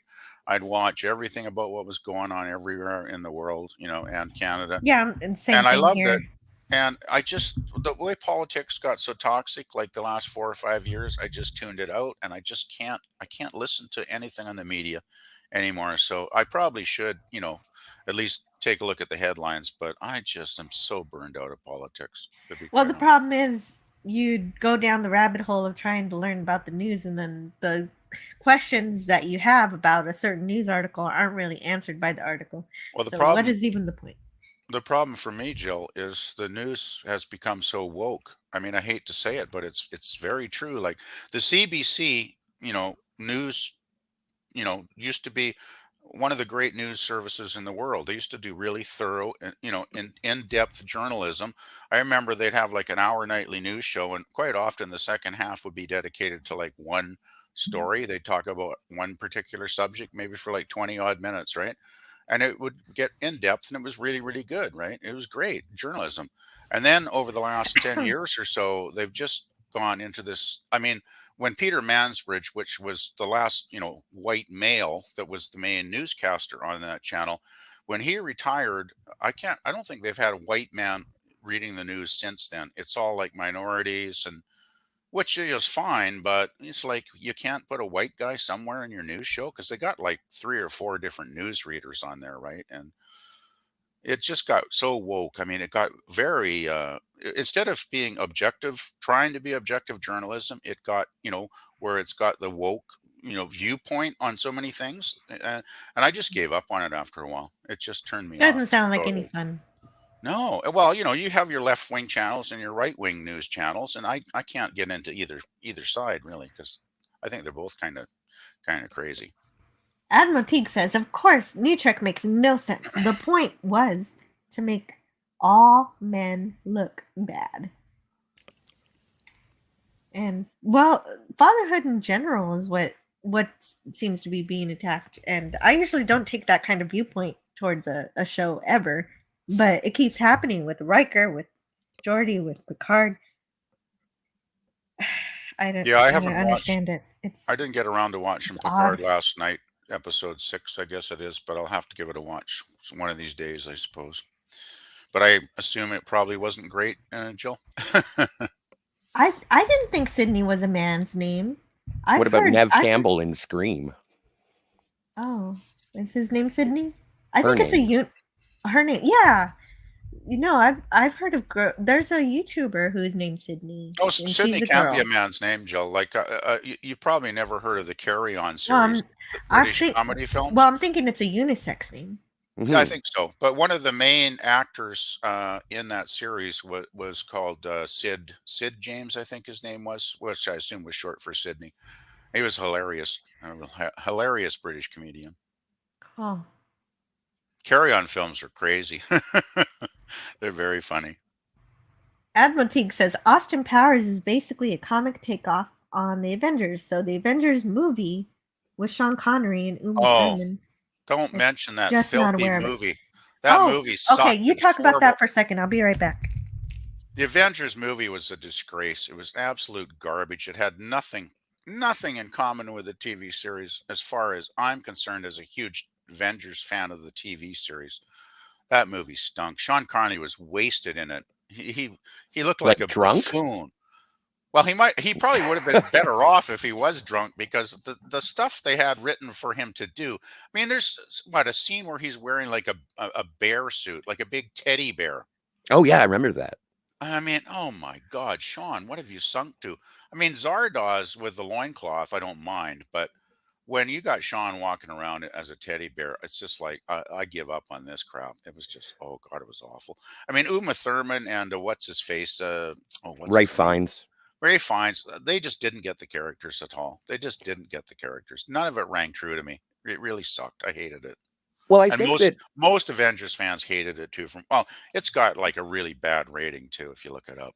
Yeah. Oh, it's not well regarded at all. But I think that there's like 2 shows from that era that they tried to update when they were doing the whole "let's make these into movies" era of the 90s. They did The Saint and they did The Avengers, and both of them incredibly missed the mark on what they were trying to recreate. Exactly. That's the problem. Like I there's been so many remake movies, I'll call them, like those over the the last 20 years or whatever. It's like they never seem to get it right. I've never seen a good one. I've never seen one I actually thought, yay, yeah, they got the original concept down of the original TV show, and they actually transferred it into a decent movie. I've never seen it. Like the Wild Wild West. I mean, oh my God, I love the Wild Wild West. 4 seasons, great. Once again, that's probably possibly the first steampunk TV show. Yeah, that makes sense. It was totally cool. I mean, it was a Western, but it had the sci-fi element, right? It had a very steampunk feel at times. And the movie just was stupid. It was stupid. I just hate, these remakes. It's just like, oh God, man. I don't know why they do. Well, I know why they do them. But they think they have a built-in fan base and they're going to make a lot of money. The trouble is, if they don't give the fans what the fans remember from the original shows and turn it into garbage, then fans are not going to pay money to watch that, because So I don't get it. Anyway, but the show was pretty damn good. Pretty much done. What Canadian Spy? No, The Avengers. Oh, The Avengers is awesome. I'm trying to get Jill to watch it. I hope one day she will. At least watch. There's only 50 episodes of Emma Peel, right? I don't know the specifics of it. I know that there was Honor Blackman, and I know that there was Diana Rigg. I think that there was a third Lady Avenger, but I forget who she was. Honor Blackman. Well, as I mentioned, season 1 had Doctor. I forget his name, but he was a doctor, and he was a male, sort of companion or whatever, with Steed, like as far as their work, right? Kind of thing. But yeah, I mean, that sadly got mostly wiped out of existence. Let's see, the only ones, there's the first reel of Hot Snow, the first episode, only the first 20 minutes or so. And then they discovered one, the Tunnel of Fear. There's been a couple. The Frighteners also survived. These were like films they found, private collectors that got film copies, because all the early stuff was on videotape, right? Which got wiped. So basically, you had the first series with the Doctor, and then they got rid of that character, and they brought the female characters in to be like Steed's allies. And the first, I think, what are you talking about? The Avengers. We're talking about Avengers. Oh, okay, the Avengers. Okay. Yeah, and so at season series 2 and 3 had Kathy Gale, played by the awesome Honor Blackman, who just passed away, I think, last year. And then they had the genius move of, well, first of all, season 4 and 5 with Diana Rigg playing Emma Peel were finally they started filming the series on actual film stock, right? So it automatically looked a lot better, a lot sharper. It still pops. This is kind of like looking at a photo album, but without the photo album. Well, I'm sorry. I would prepare some slides, if I knew how to do that. Eventually, when I do a live stream, maybe I'll do an Avengers history there you live go. stream, That and I'll sounds just fun. do a background of what the series was about and how much fun it is. And yeah, that would be awesome. I would love to have you guys join the panel for that, or even just just in the chat, whatever, But anyway, the 50 episodes.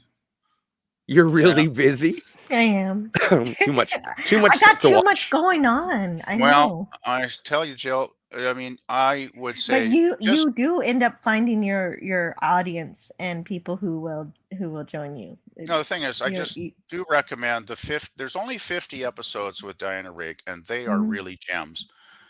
There was 26, the first season 4, 26 in black and white, and then season 5, there were 24 in full vibrant color, which are gorgeous. And there's a lot of sci-fi themes, a lot of crazy, villains. It's really good. There's very cool clothes, very cool cars. It's just a really cool, and the chemistry between Steed and Emma is just awesome. Like they just work as a team. They have such a beautiful chemistry. There's sort of a little bit of sexual innuendo, very subtle, but it's there. Even though Emma is actually a married lady, and her husband has been lost, presumed dead in the Amazon jungle during the series. And eventually, in the final episode with Emma, her husband returns. Wow! And the last shot is her walking out into the street to get in her husband's car, and her and her hubby drive off. And that's when Steed, of course, in the same episode, gets his new partner, Tara King, played by Canadian actress Linda Thorson. So yeah, there's a lot going on in the show. I recommend highly, though. I mean, there's only 50 of the Emma episodes, and they are definitely must-see TV as far as I'm concerned. Because if you're any fan of good well-written stories and with a sci-fi element undercurrent, it's definitely a show. Well, is that why Herc 130 is talking about killer clowns? Because you told me about killer cats and killer vegetables. No, Killer Clowns is a movie. Killer Clowns from Outer Space. Yeah, that has nothing to do with the Avengers. Okay, so I'm expecting Killer Cucumbers. Now there's a show. Killer Cucumbers. That would be weird. Like Killer Tomatoes. Yeah, the Attack of the Killer Tomatoes. I haven't seen it. I haven't seen it either, but it's supposed to be pretty funny. Yeah. I can imagine, people getting killed by tomatoes would be quite weird. Yeah. Hello to Disney Sheep Herder. Hey, Disney. Sheep herder. Howdy and hail all, just stopping by. Sci-Fi Nation. Scotty. The guy who voiced Kit, William Daniels, played on Boy Meets World, starring Fred Savage. Oh no, it wasn't Fred Savage. It was Fred Savage's little brother, and had an uncredited Star Trek Voyager off-screen voice role. Mr. Feeney, yeah. Mr. Feeney. Yes. Oh. On Boy Meets Was World. Kit? Yes. Wow. Yeah, I grew up watching Boy Meets World, so I didn't know Mr. Feeney was Kit. That's funny. It is. I never saw that show. Was Well, it good? Ben yeah, it was Savage. great. Thank I mean, you. okay, so yeah. How many I episodes? was the same age as the actor, so I kind of like. I don't know. Well, I don't count episodes. Well, so like it was just a fun one kid show. season or two And- seasons or And 800 you go from his almost his whole childhood, from his elementary all the way through to college. So a lot of seasons. It must have been on a while then. Yeah. Yeah, it was. Unless they had it's different fun. actors playing the same character. Mhm. And they tried to do it again with Girl Meets World, but Disney ruins everything. Disney And it sucks. actually wasn't that bad, but they just didn't let them go far enough. Oh, jeez. Disney used to be great, and now they suck. 7 seasons and 158 episodes of There you Boy go. Meets World. Must have been a hit. Yeah. It's good. It's a good coming of age tale. Admiral's comment's pretty funny there. It's not a chat so much as a mosh pit. I take full responsibility. You did help rile things up. Yeah, the mosh pit is kind of fun at times. I actually slam danced one time. There was what was the name of the band? Fire Hose. Oh, fun. They were a spin-off. They were a spin-off of I can't remember the name of the band, but Hydrant. Anyway, no. Canadian Fireman says, Daryl, right. I've had quite a bit of tequila and weed already, though, to be fair. It is Friday. You got to get down on Friday. Oh. Admiral Teague says Straker's tiny cigarettes are juiced up with some pot, I'm sure. Well, sure, it's a dream. And he just was at a 60s party, so why not? Straker was smoking pot in this last episode, as far as I'm concerned. Who cares? He was getting over the loss of his family member. Oh. I know, eh? Well, see, that's what it was. Self-medicating. My God. See, that episode was so traumatic. Yeah, exactly. Traumatic is exactly what it was. And it was so meaningful. And this one was the exact opposite.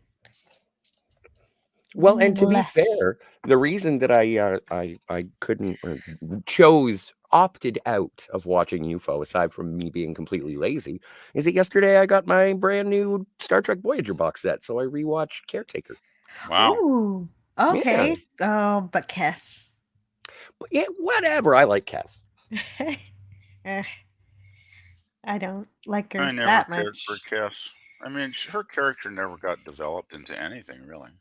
Well, she's a baby. Like, she didn't have. It's true. Very much experience. Oh, I know the band. Lemon. I saw the band. They were the spin-off of a band called the Minutemen. The Minutemen. Cool. Yeah, Oh no, Minutemen. Preston Garvey has another mission for you. Another settlement needs your help. That's an album I need to post. Is the Minutemen's double album, Double Nickels on the Dime. That's a cool album. Cool. Bird Yeah, well, they had says, I think the tunnel tree fell over. Oh. No. I remember. Yeah, sad. might have. I didn't get to see the redwoods, and now I can't drive through the tree that I could drive through. I remember hearing a terrible story about people had found, or they thought they had found, the oldest tree on Earth, but they didn't know. So guess how they figured it out?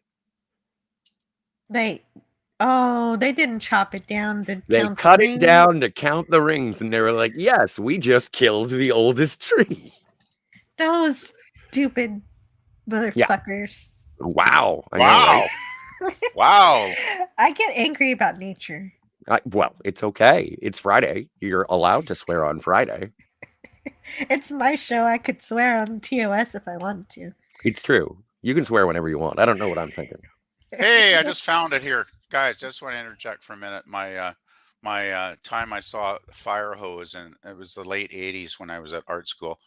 The Minutemen were quite a well-known, kind of sort of underground punk band in their day, and their leader was a guy named D. Boone, who was like their main songwriter, and I think the lead vocalist most of the time. Anyway, he died when they were touring. Their van overturned, and he died in the Oh no. in the van crash. Yeah, he died.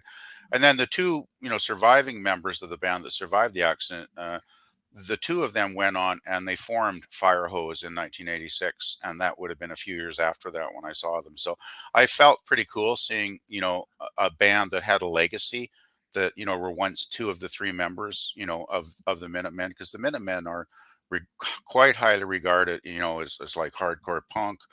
Well, let's see. I'm just looking here on Wikipedia. Hardcore punk, art punk, punk rock, post punk, avant garde. I mean, they had quite a sound. They were a pretty damn good band. So yeah. Yes, I am. Anyway, I just thought it was fun. It's Okay. always fun when you kind of get to see a legendary, some legendary guys playing, and it was Yeah, back in the I'm day. glad you were there. I'm glad you Well, could it be was- there for the Thing momentous is, Jill, it occasion. was like at a club where the stage was like maybe 2 feet high, right, and everybody was dancing right next to the guys in the band playing the songs. Like we were right up, and there's like, I don't know, 50 people, 100 people, whatever it was in the club. We're all jumping around, dancing around, and Mhm. it was such Yeah, I know fun. how it goes. I've been to punk rock Yeah, it was fun. shows. The thing was how respectful people were, though. Everybody's kind of slamming into each other, but nobody's getting hurt. And at one point, I remember this, Jill. My glasses, fell off, in front of me, because I was dancing so hard, and everybody around just, spread away, like cleared away, so my glasses wouldn't get damaged. And I grabbed That's them and picked awesome. them up, and yeah, the crowd were just so considerate of one another. It's like, I think us punk rockers get a bad rap, but there's a lot of really cool, nice No, people that's in the true. punk I've rock fallen community. before and people helped me up. So Yeah, yeah, exactly. it's I great. think a lot, fellow punks, I think we kind of look out for each other a little bit, And that was very, very, it's a moment I'll never forget because it was very cool. Well, yeah, great. Anyway, I go Bird on. of Prey 5 says, "You are the dreamer and the dream." Well, yeah, I guess if you're going to have a dream, you must have a dreamer dreaming it. That makes sense. Franco Walker says, "I hope I'm someone else's dream." And Canadian Yeah. Spider-Man says, "Completely agree to PvP. The CBC used to be credible like the BBC. Now they have both gone to hell and Oh, are yeah. woke to the point of being revolting." Oh, it's cringe. I gave up like 4 years ago because I was just it was getting to the point where it was so cringe. You'd need like a barf bag to watch it. It was getting that bad. And what Admiral Teague says makes sense. PvP using the correct word for what we call a reporter. They are merely news readers. Yes, exactly. Yeah. There used to be they'd call it investigative journalism, where the journalists actually went out, like a detective, and investigated the story, what the facts were, what the facts were not, and they try and report an objective story. And those days are long gone, it seems. Well, sorry. Oh yeah, go ahead. Go ahead. I was just going to say, in regards to the CBC, now it's been simply because of the funding of it. Like when you have a certain political party offering the money to the government subsidized broadcasting corporation, then they're going to go with whatever the government says, as opposed to trying to hold the government to account, which is what the Fifth Estate is supposed to do. I don't think it's as simple as that, Scotty. I don't think the CBC is like a total puppet of the government in power. I think it's more. I think it has more to do with the top brass of the CBC just having this agenda, regardless of what government's funding them, and they just want to hire people that are going to follow that agenda. That's what I think. Because I bet you, no matter what government got in power, the CBC would still be woke. I don't think that's going to change anytime soon. Well, also turning the news into entertainment was a big hit as well. Well, it isn't informative. It's more. It's a show. They go with a lot of right. A lot they of have to compete sensationalist stories. Yeah, they have to compete with the internet, and it's a difficult thing to do. And when you're competing against Twitter, of course, everything gets dragged down into the lowest denominator. Yeah. Teatime says Tweedledum and Tweedledee state that if she is part of the Red King's dream, as they suspect, then she will go out, bang, like a candle when he wakes.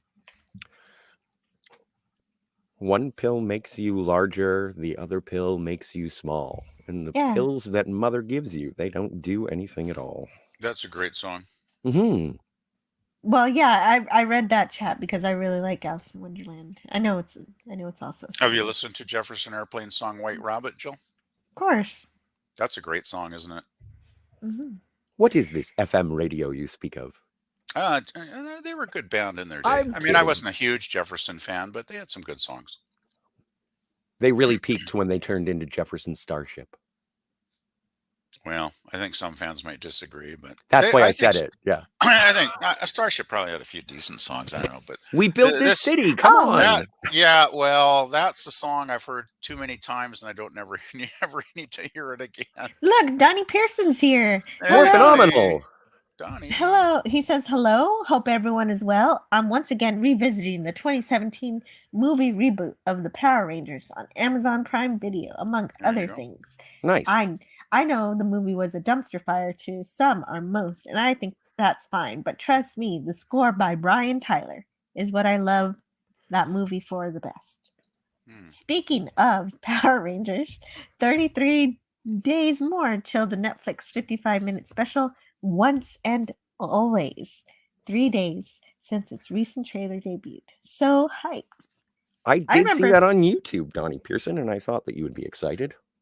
I get the feeling Donnie's a Power Rangers fan somehow. I remember how hyped I was for the very first Power Ranger movie where, the Green Ranger was the White Ranger and whatever, some weird stuff happened. And I kind of didn't like that movie, so I stopped watching Power Rangers. I never saw Power Rangers.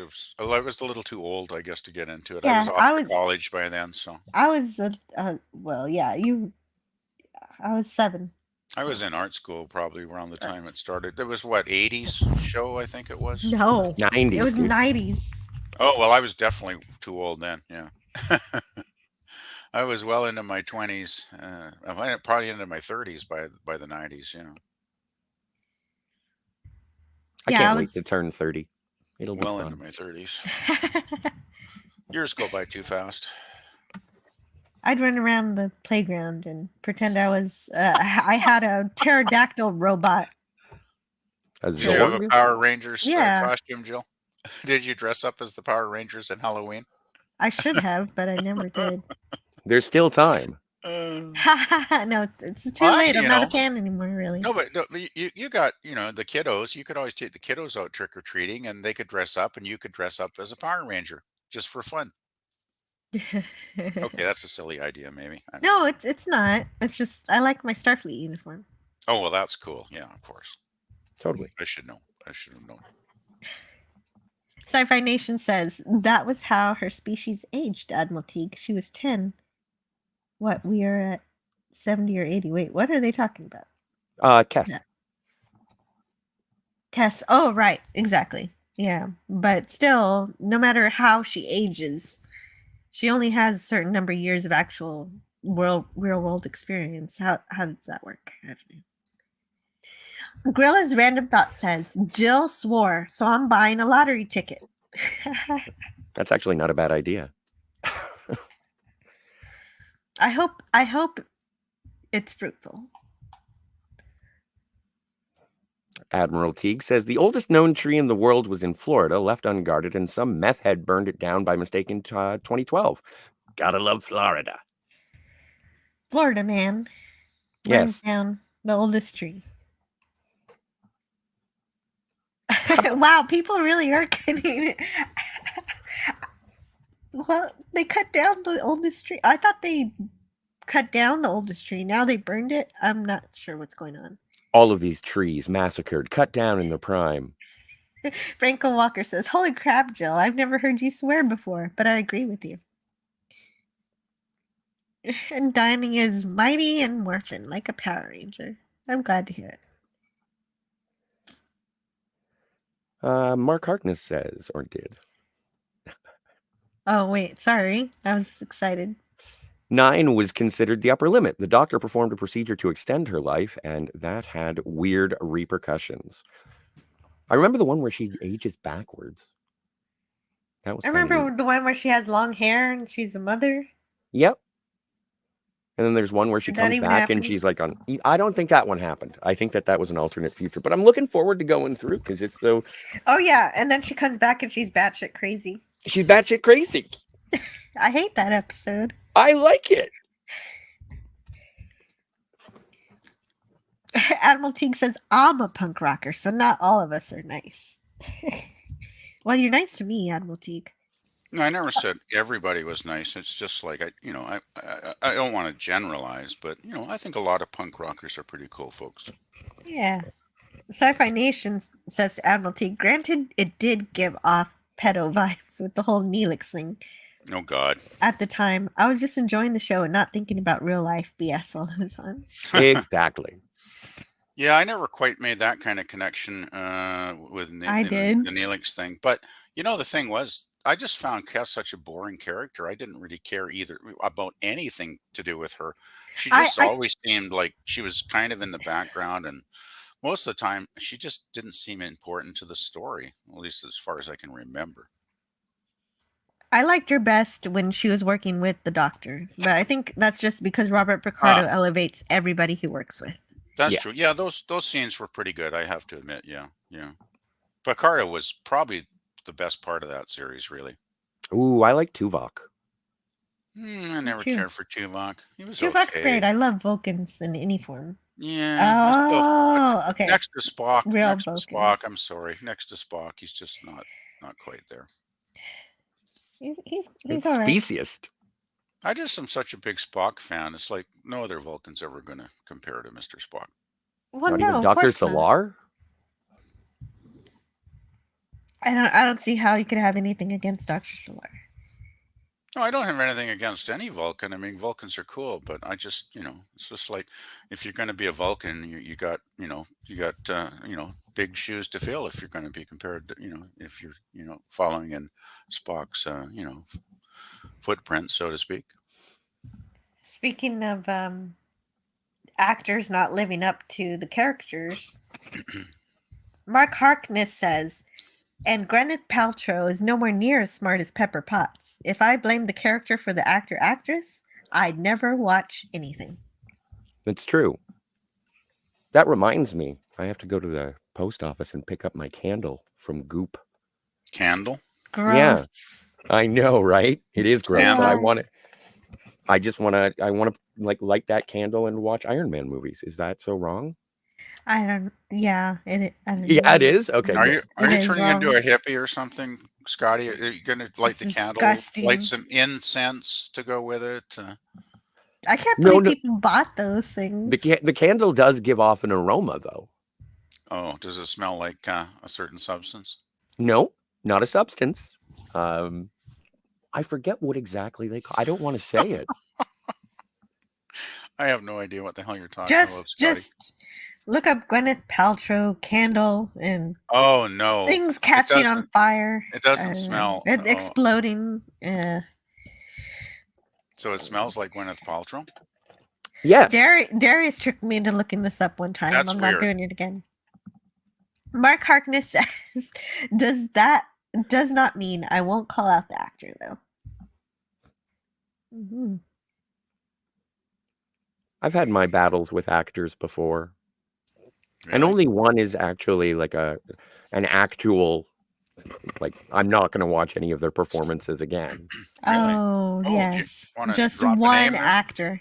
Just one actor. Okay. I can say Will Smith. I can say his name because Chris Rock said his name a couple of weeks ago. But yeah, that's the only one that I've abandoned. But there are a bunch of other actors, and I was like, I don't Will like Smith fan anyway. Well, the Wild Wild West. I was a kid again in the 90s, so I liked Fresh Prince. I used to watch Independence Day every 4th of July, and now I can't. It's disheartening. Mm. Well, sometimes you got to move on, Scotty. It's true. It's true. There's We all lots have of those other moments. things to watch. We all Yeah. have those moments in our life, when something we used to enjoy, it just doesn't do it anymore, and it's like, oh, well. Hello, Euler Greg. Euler UFO Greg. is a great series. I agree. Although this episode wasn't my favorite. But overall, I've loved every other episode. So I figured this is just a weird anomaly. And not this week, but next week, the week after next week, we'll watch another one and it'll be fantastic, I'm sure. Did you mention what next week's stream's going to be? Star Trek 6. Oh, that'll be entertaining. Mm-hmm. Oh no, Gorilla's Random Thought says, Uh-oh. with the Power Rangers, the red one shouts out red power. The pink one shouts out pink power. The yellow one shouts out yellow power. And the white Power Ranger says, well, this is awkward. Oh my, I never realized that the Power Rangers were so woke. They don't do that. Gorilla's just making a joke. As he usually does.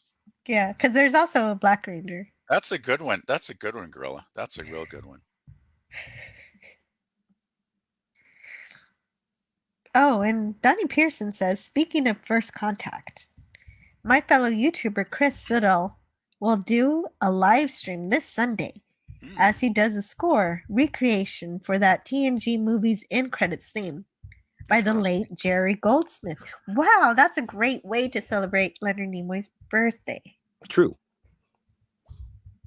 Well, I never realized Shatner and Nimoy had birthdays so close together. Wow, that's kind of bizarre, actually.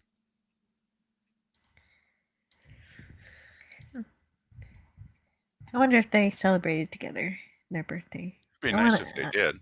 Well, they were very close. I mean, for a lot of their lives, I think, and I guess they kind of parted ways towards the end of Nimoy's. But okay, Freaking Frogs. Hey, Freaking Frogs. That'd be a great band name. Yeah, HK47 says, Jill, they're turning the Freaking Frogs gay. Okay, yeah. Gay okay. frogs? I thought Apparently. aren't frogs like bi anyway? Like in nature, like some frogs are. Is there a frog that actually does transform its gender? I remember reading about that somewhere. You heard about it in Jurassic Park, just like everybody else. Mm-hmm. Salad. Life finds a way. It is. And there it is. There it is.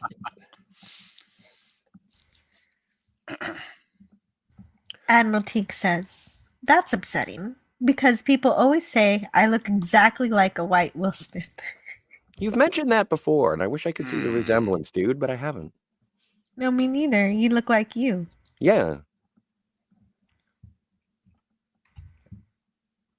The aliens are out there, y'all. Wear tinfoil, says HK47.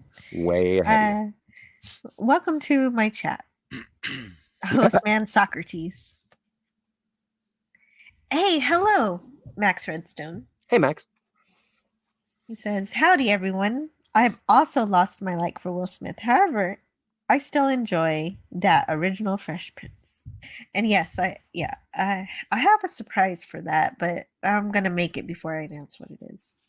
Oh, no. Are you making Will Smith content? I might. Oh, Jill, that's it. But it's something that I had been considering making since way before he slapped anybody. Fine. I just haven't gotten around to it. I don't know when I will.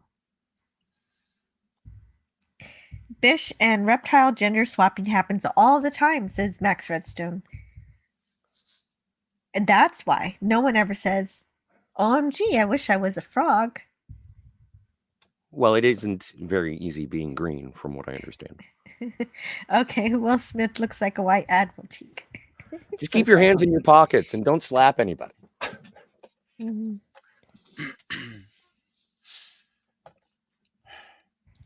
And Independence Day is Admiral Teague's favorite B movie.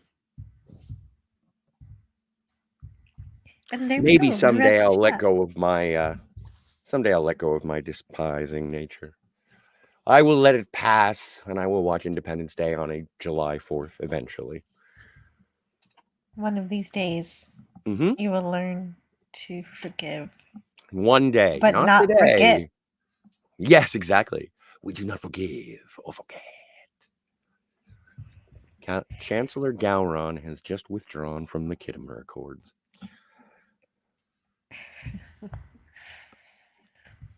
Speaking of, Gowron, I guess Deep Space Nine season 5 is just about done, isn't it? Oh yeah. Okay, There's yeah. what, 2 episodes This tomorrow? Saturday, tomorrow, I will be on Clobberin Times channel to Yeah, it's talk like about last the 2 episodes season of this season. finale. Yeah. Oh, do we have to pick like our favorite 3 and our worst 3 Yeah, of I'm gonna season do 5? top and bottom 3. Oh man, I don't know where to begin. I'll have to think about There's a that lot one. there's a lot of bottom ones Oh for yeah, this season. I gotta say, Jill, it was kind of depressing going through watching the episodes for Saturday Night Trek and Well, realizing you know what's it's gonna be okay because that means 6 and 7 have to be killer. I've heard that the last part of the series is by far the best. Yeah, so Yeah, fingers so I'm crossed. I'm excited. hoping. Yeah, but I was actually kind of disappointed at how many really mediocre kind of meh episodes there were in season 5. Like it was pretty not much better than the previous seasons to me, really. Well, I got to tell you one thing about that is that I'm not as compelled to write the long reviews that I would give to TNG. I would give like 6, 7, 8 part reviews for the Next Generation Wow. because there was so much to talk about and so That much would that drive I was Clobby excited. insane now, because No, Clobby's well, limited us to like 4 parts now, I hasn't he? know. Yeah, no. Yeah, he has. Which is fine, because I think I could last probably week get away with most the of my 2. reviews were 1 or 2 parters because I just wasn't. I mean, the episodes were so crummy. I just couldn't put much into it, really. Well, sometimes even when I love a Deep Space Nine episode, I still don't really have all that much to say about it. Yeah. Well, it's like even the Klingon one, which the first one Which I last week, liked. I which liked the yeah, was Klingon really one. good. I think I only had like maybe a 1-part review of that because there wasn't much to say. It was just like, well, it's great, but Well, yeah, someone said that the book that talks about the production notes of that episode said that this basically go make Star Trek Klingon, and that's what they did. It was fun, and they yeah, well, sang a Klingon song at the end, and that it was was cool. rousing. Yeah. Well, And I kind of wish that in a way they had spun off a Klingon series because I think that could have been really fascinating to explore Klingon culture. Like, yeah, I'm not if sure how only, they would have done it, because if obviously you only, need an yeah. adversary of some kind, but Yeah, I think it if could have only been fun. Les Moonves didn't kill Star Trek, then maybe we could have Yeah. gotten something like that. Yeah. I guess probably too late now, I guess. Hasn't Well, Michael Dorn I been wouldn't want to see advocating the for? Klingorks anyway. Well, no, but what Michael Dorn's been Well, of course. offering up Captain Worf shows for about 10, 15 years now. Yeah. Trouble Yes. is, Worf is getting a little long in the tooth, really, now. I mean, seeing him in Picard, it's like, yeah, he's still a decent actor and everything, but Worf is kind of moving past his prime, I'd say. Michael Dorn, though, I think Michael Dorn's a great actor, but I mean, it is kind of depressing in a way to see all our beloved characters, getting old. It's not a whole lot of fun. I still like to remember them as they were back in TNG. Or even Deep Space Nine in Worf's case. I mean, I think Worf was one of the best things Deep Space Nine did was when they brought him back in. Gorilla's random thoughts. The slap was staged. The slap was There's still people who staged. think that. Yeah, I thought that when I first saw it. And Donnie Pearson says, "Gee, I love ID4." And Max Redstone says, "In my opinion, Independence Day is a 90s period piece."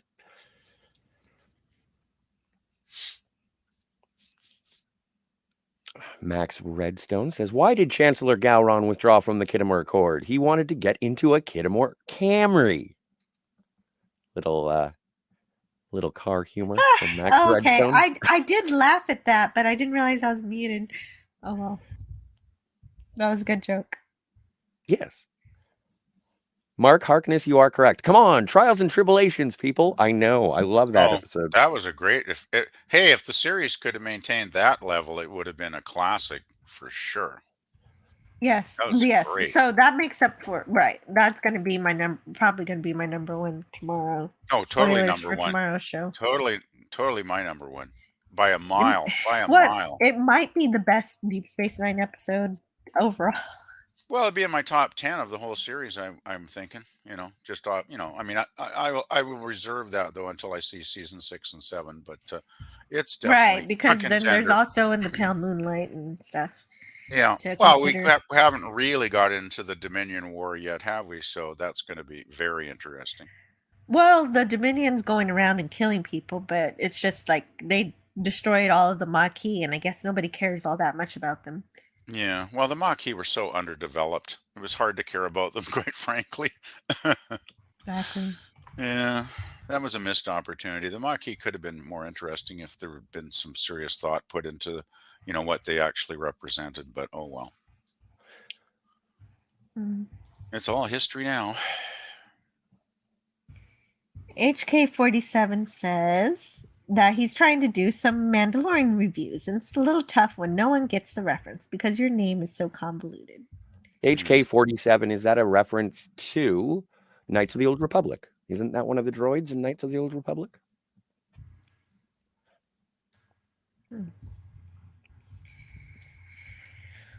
I'm not much of my breakup with Star Wars is almost as public as my breakup with Will Smith. So I haven't been paying any attention to any of the Star Warses coming out of the Disney Pluses. Yeah, I'm still old school when it comes to Star Wars. I mean, for me, the breaking point was, Return of the Jedi. I thought that as a follow-up to Empire, it just didn't quite make it. Oh, if you guys in the chat like UFO, apparently I was just looking on my Twitter, and Raquel Briggs just shared a documentary that talks about the women of UFO. That looks like fun. Yeah, I actually watched that last week, Jill, and it's pretty cool. I think it was probably a DVD bonus feature. It looks like it's on YouTube here. You can find it quite easily if you type that in. Well, I just said that though. No, I mean, you should. You didn't watch it though, did you yet? No, I haven't watched it yet. No. Well, it's worth a watch. It definitely is. But It's really good because they interview all the ladies, like years later, right? And it's really cool to hear their thoughts about reminiscing about their time when they were actually, on the show, and it's really fun. It's really really interesting. Well, what was your favorite part of the documentary? Oh, I didn't really have a favorite. I thought it was all good. Like all the ladies, they had such, different personalities, of course, and they all had their own take on it. And I just enjoyed hearing them all, reminisce and give their thoughts about, things that happened on set. And, I mean, I think even Sylvia Anderson shows up a bit in the documentary, which is very cool. And oh yeah, she was responsible of a lot of the looks of the show, right? Yeah, and the various actresses talk about what their interaction was with the Andersons, and it was just a really nice little bit of background history on the series. I thought worth a watch. It's only like 26 minutes or something, so it's not that long. Yeah, I shared it in the chat, so I'll watch it later. It's fun, Jill.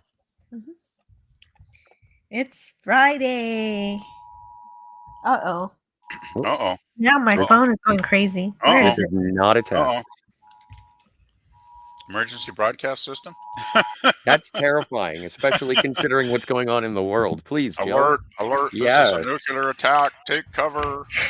No, it was under your desk. Well, almost as bad. It was Amber Alert. Is that like means the show is coming to an end soon? Huh? Well, don't you usually have an alert?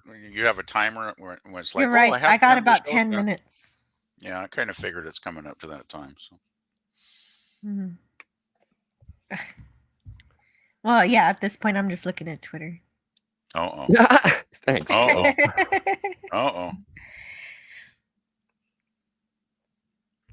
just to see if there's anything interesting.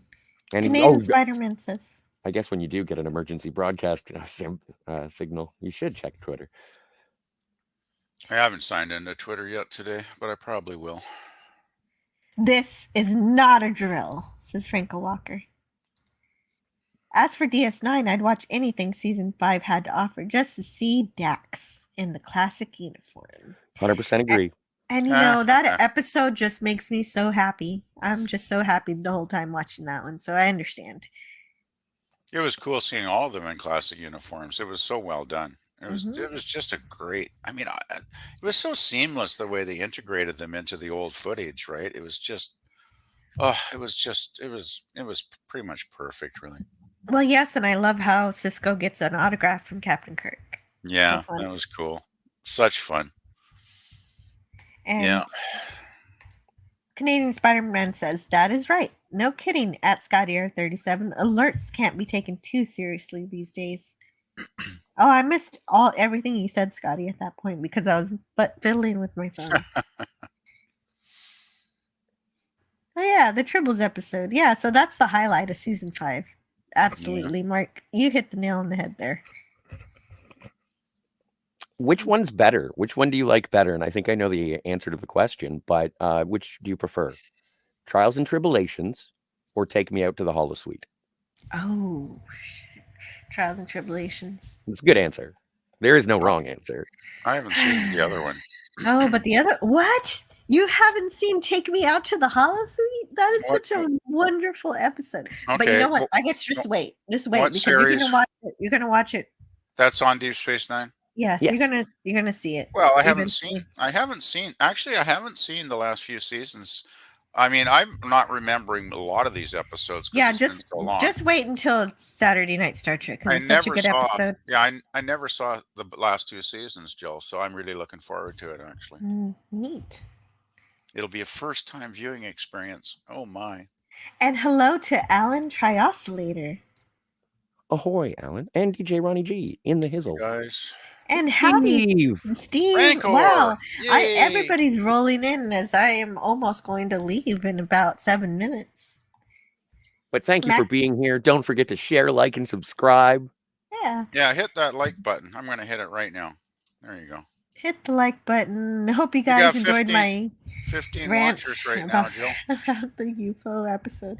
You got 15. Max Redstone says, I also loved seeing Trials and Tribulations. It was O'Brien's 3rd bar fight. Oh, right. I remember the chairs being thrown in the other bar fight at Quark's bar. Yeah, the bar fight was amazing. I don't know how they filmed that. That was so well done. It was like, wow. Yeah. Well, they integrated the Deep Space Nine perfectly. I know. It was phenomenal. It was so great the way they did it. It's still, every time, oh, man, it's just, every time I think about it, it's like, wow, that was great. Well, I know it's I don't want to bring it up just to be difficult, but I mean I'm going to bring it up.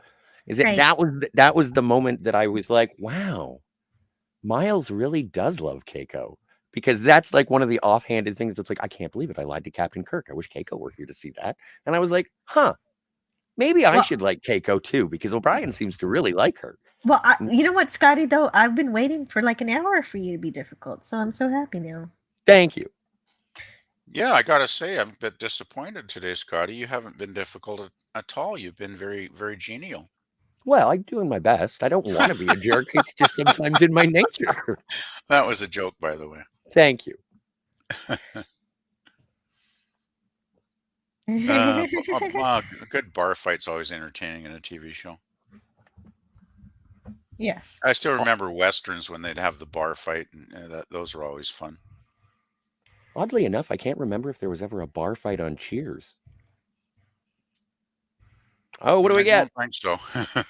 So Generations, and you've got Captain Kirk chopping wood. That's hilarious. He's chopping wood. He's chopping firewood. Okay, and he goes, let me check my log. Picard says, oh, okay, yeah. That's so funny. That's a hilarious joke. Well, I wanted to read it. Picard says, Captain Kirk, have you been chopping wood long? Well, yeah, just in case somebody's listening and not watching. And Captain Kirk says, I don't know. Let me check my logs. Ba, ba, ba, ba, ba, ba, ba. You know, I've totally forgot that scene, but that's probably one of the best scenes in that film. Yeah. That's hilarious. I got to give the writers credit for that one. Yeah, thanks to Captain Jellicoe. He makes lots of funny Star Trek meme kind of comic strips. That was really nice. Yeah, that was cool. Mhm.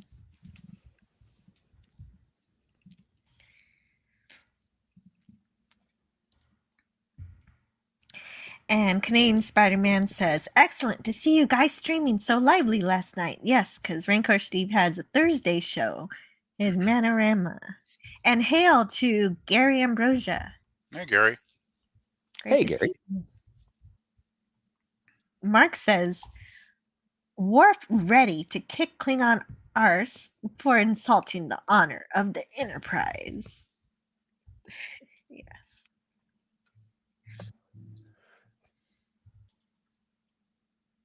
And Canadian Spider-Man says, "Yes, there was a bar fight in Cheers when they helped Norm go dry for a while, and Norm started going after the beers." Oh, Makes God. sense.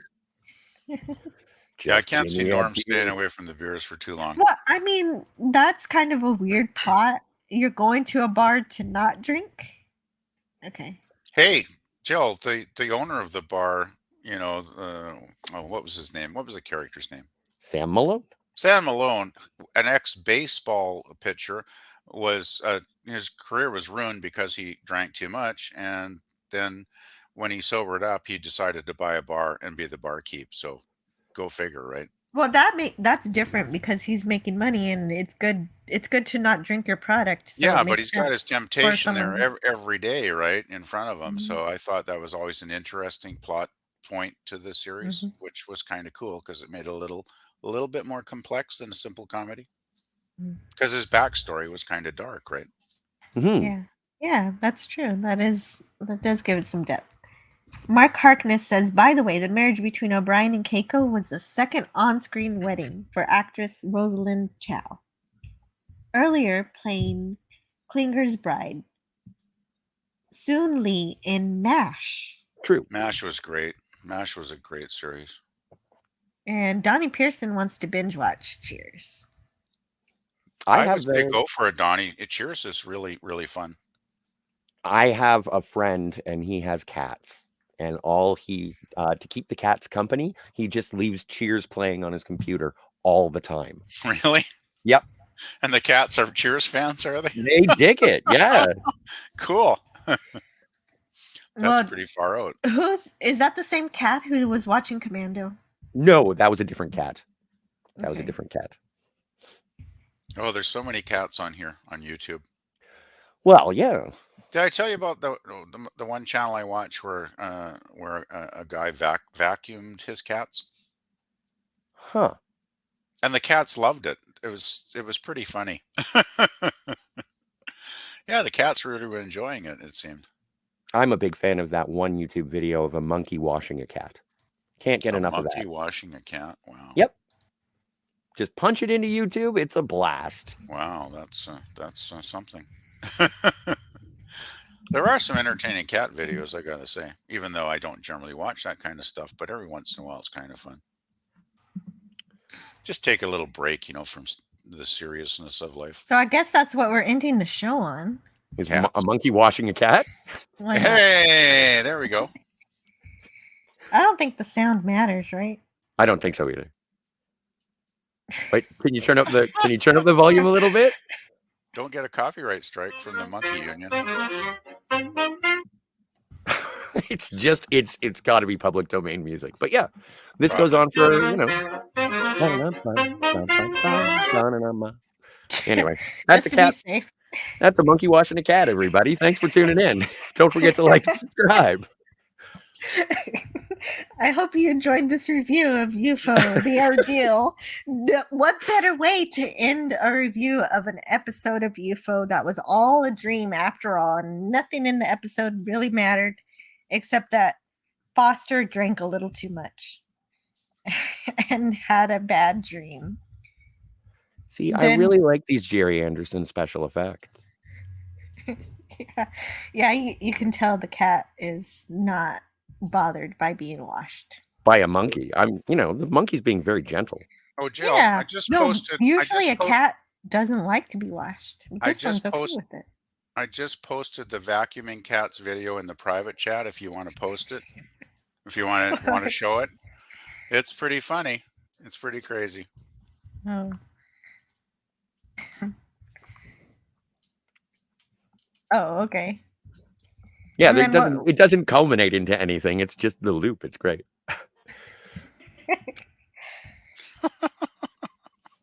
To Larry's channel like 4 years ago, and his one and only mom away back in December. So Larry was very sad for a while. That is sad. Yeah. But he Mark was Harness very, says very heartbroken. But yeah, he's got some very funny videos. I recommend his channel. Oh yeah. Mark Harness says, by the way, the marriage between O'Brien and Keiko was the second on-screen wedding for actress Rosalind Chow. What did I do? What did I do? Already. Oh yeah. Oh, the reason why I was reading it again was because Canadian Spider-Man says Keiko was Soon Lee. That's racist to them. She can't play a Japanese woman and a Korean woman. That's cultural appropriation thingy.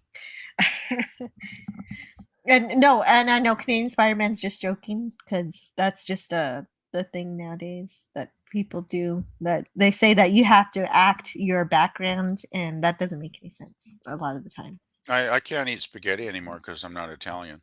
Right.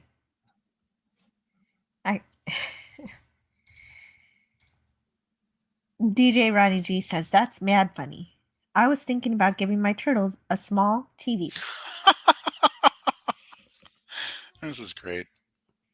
Max Redstone says, and the root beer is insidious. It's cloy and bubbly and gay.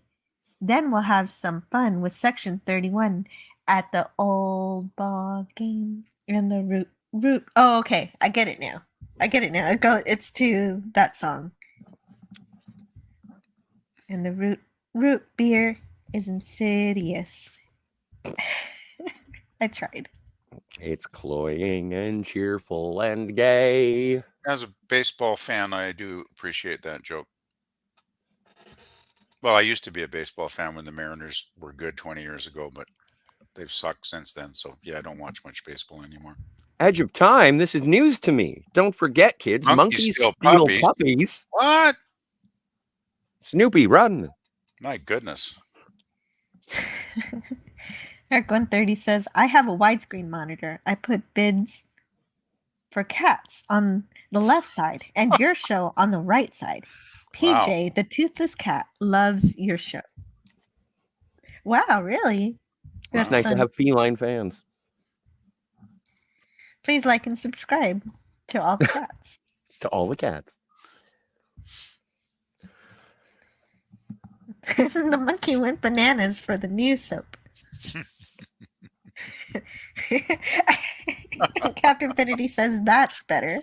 And he grabs some popcorn for the monkeys. Oh, Keiko pegs. It's true. That's what I heard. Captain Infinity and Scotty R37. That is the theory about why Keiko and O'Brien have a better marriage than one may assume from what we see on screen. I'm a romantic, but a dirty one. So. Oh, YouTube vaporized the first part of your kidding? song. And that's why it took me a little while to realize what the song was that you were parodying, because everything, all of your poems and your songs are so funny and brilliant. So that's thank you bizarre. For sharing it. Wow, that's really weird. Mm-hmm. Man, is the YouTube algorithm getting that nuts now where you can't even, mimic a song? Wow. That's very strange. It is. Yes. But and for some reason they allow Keiko pegs. Well, exactly. Yeah. There's no consistency. Mm-mm. Oh, it's like the whole copyright thing, right? There's some, music reaction channels that play the entire song. They'll even play the video. And they seem to go on their merry way. And then there's other channels that, they'll just get slapped down, right? For doing the same thing. It's weird. There's no consistency. I mean, I've seen channels get just taken right off because, they had, music on their channel. Mm-hmm. It's Yeah. weird. Well, and Yep. that was even yesterday when we were talking about Picard. Uh-huh. Even the entire thing I wanted to do was just sing the song from Reading Rainbow, but I was afraid because I thought I would Right. get the copyrights. Yeah, it's silly. It's like Well, you wanted to actually play it, but I I'm glad did. you opted to sing it. Yeah. the thing is the weird thing is though, it's not like any of the small channels on here are making tons of money doing, playing anything copyright. And if they even do, as far as I understand, if they play a song, the money, any proceeds will go to the copyright owner anyway, as far as I know. So I don't get the whole thing about how they just want to prevent it. Like, it seems to me like the more you expose something, the more people are going to become fans, and the more people might actually spend some money to, actually buy the song or buy the album. So it just seems kind of weird. I don't know. Captain Infinity says, to Spider-Man's point, follow that logic and Grand Admiral Thrawn can only be played by a blue person. So you see how my joke actually bursts the entire argument about actors only playing their so-called ethnicity. Yeah, exactly. Blank, blank, blank, blank, blank. A reading blank, blank. Yep. And so that's our show for this Friday. I hope you guys enjoyed the episode. If you missed my review of the episode, you can watch the replay or... Whoever wrote this episode should die! Not really, because, the episode was written by somebody who writes other great UFO episodes, but that's enough. I really wish they'd let us play music up here. Make these long trips go by a lot faster. It's against regulations. Yeah, I never understood that. They just don't want us having a dance party when a proximity alert goes off. See, that's a dumb reason. Because we'd already be on our feet, ready for action. But before we go, next Tuesday, I'm going to have a Star Trek The Original Series review for Operation Annihilate, which is the final episode in season 1 of Star Trek. Oh, I love that episode. The flying pancakes. Yeah, so that's going to be fun. With the... Really looking forward to that. I think that's an underappreciated episode. I think that's really pretty much top level Trek, and it's one people never seem to talk about much. It's a great Spock episode. Oh, exactly. Well, and McCoy. I mean, McCoy's moments too are like awesome with Spock. So, could you tell me what's going on with you, Scotty, lately? Oh, what's been going on with me lately? Well, this Tuesday, I'm going to be joining you to talk about Operation Annihilate. And then on Tuesday night, over at the Phantasmagorium show, we're going to be watching The Batman with Robert Pattinson. I haven't seen it yet, and so I'm looking forward to seeing that. I need to watch that at some point this weekend. And then the next Thursday will be our ticking off of the boxes during Bald Spaceman, and getting through that so we can get back to Sam and Al. I'm really looking forward to the return of Quantum Leap. I gotta say, too. guys. Well, 3 more weeks. 3 more weeks. Because I just can't be. I'm sorry, Scotty, but I can't be bothered tuning in for Bald Spaceman anymore. That's fine. I just don't care. Fair enough. That's it's just fair not. enough. It's just not floating my boat. I'm sorry, guys. Well, I think the last episode really broke me in several different ways. It was absolutely awful. And the fact that it was strange, though. It was strange. It was strange because I was entertained by it, but it was so that's yesterday's it was so episode? false. Yes. Episode 6. Okay, I haven't watched it yet, so that sounds intriguing. I'll definitely have to give it a view, just to see. But yeah, I haven't been impressed by any of them so far. No, it's really sad what they did.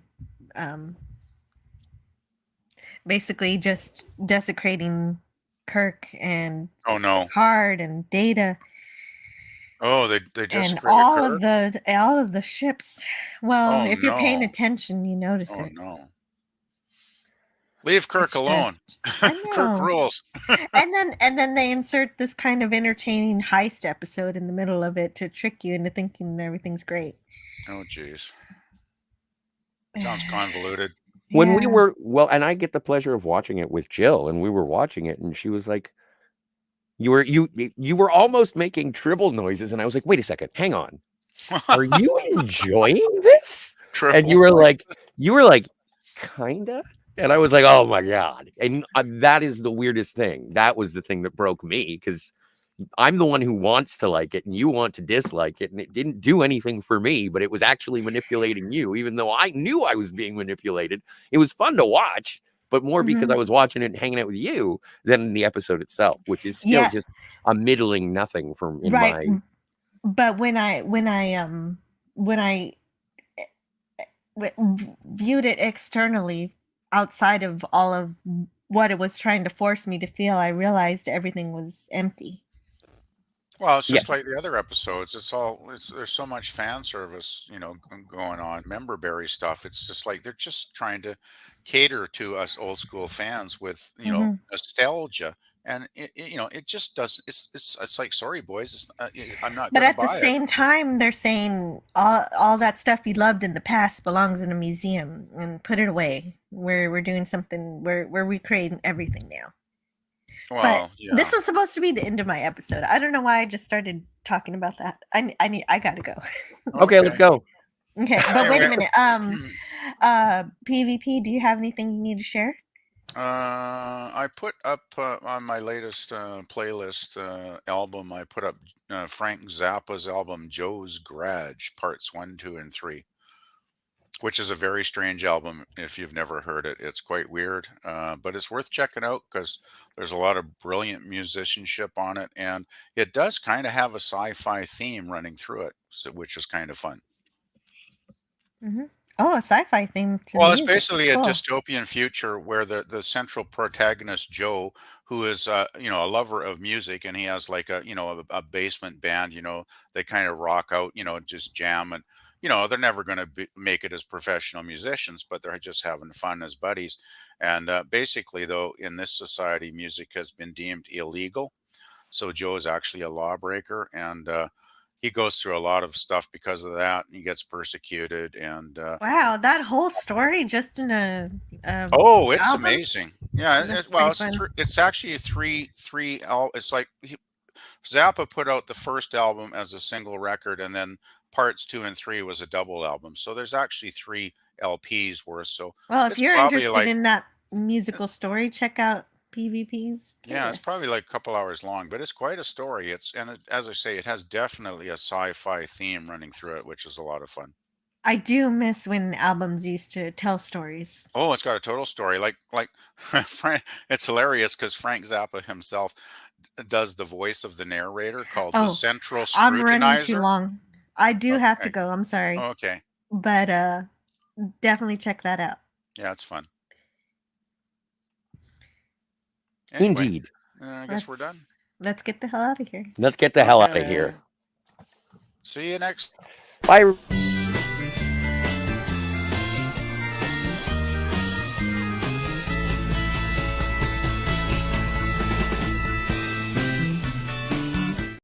Sorry, I cut you guys off when you're saying goodbye.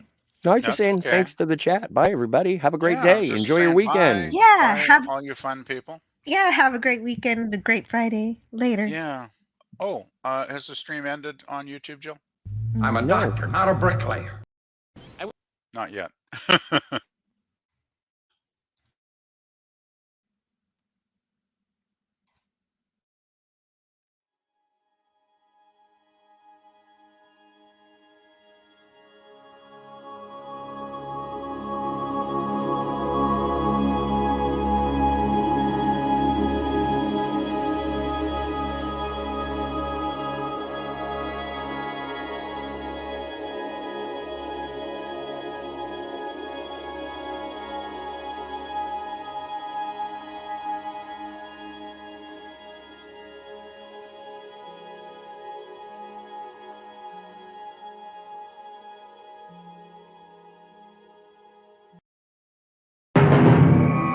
Captain's log, stardate 3287.2. The course of mass insanity we have tracked across the galaxy seems to have already touched Deneva. They're here!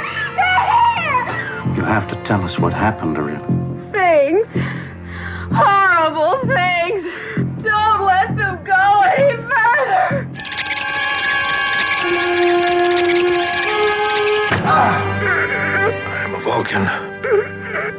No pain.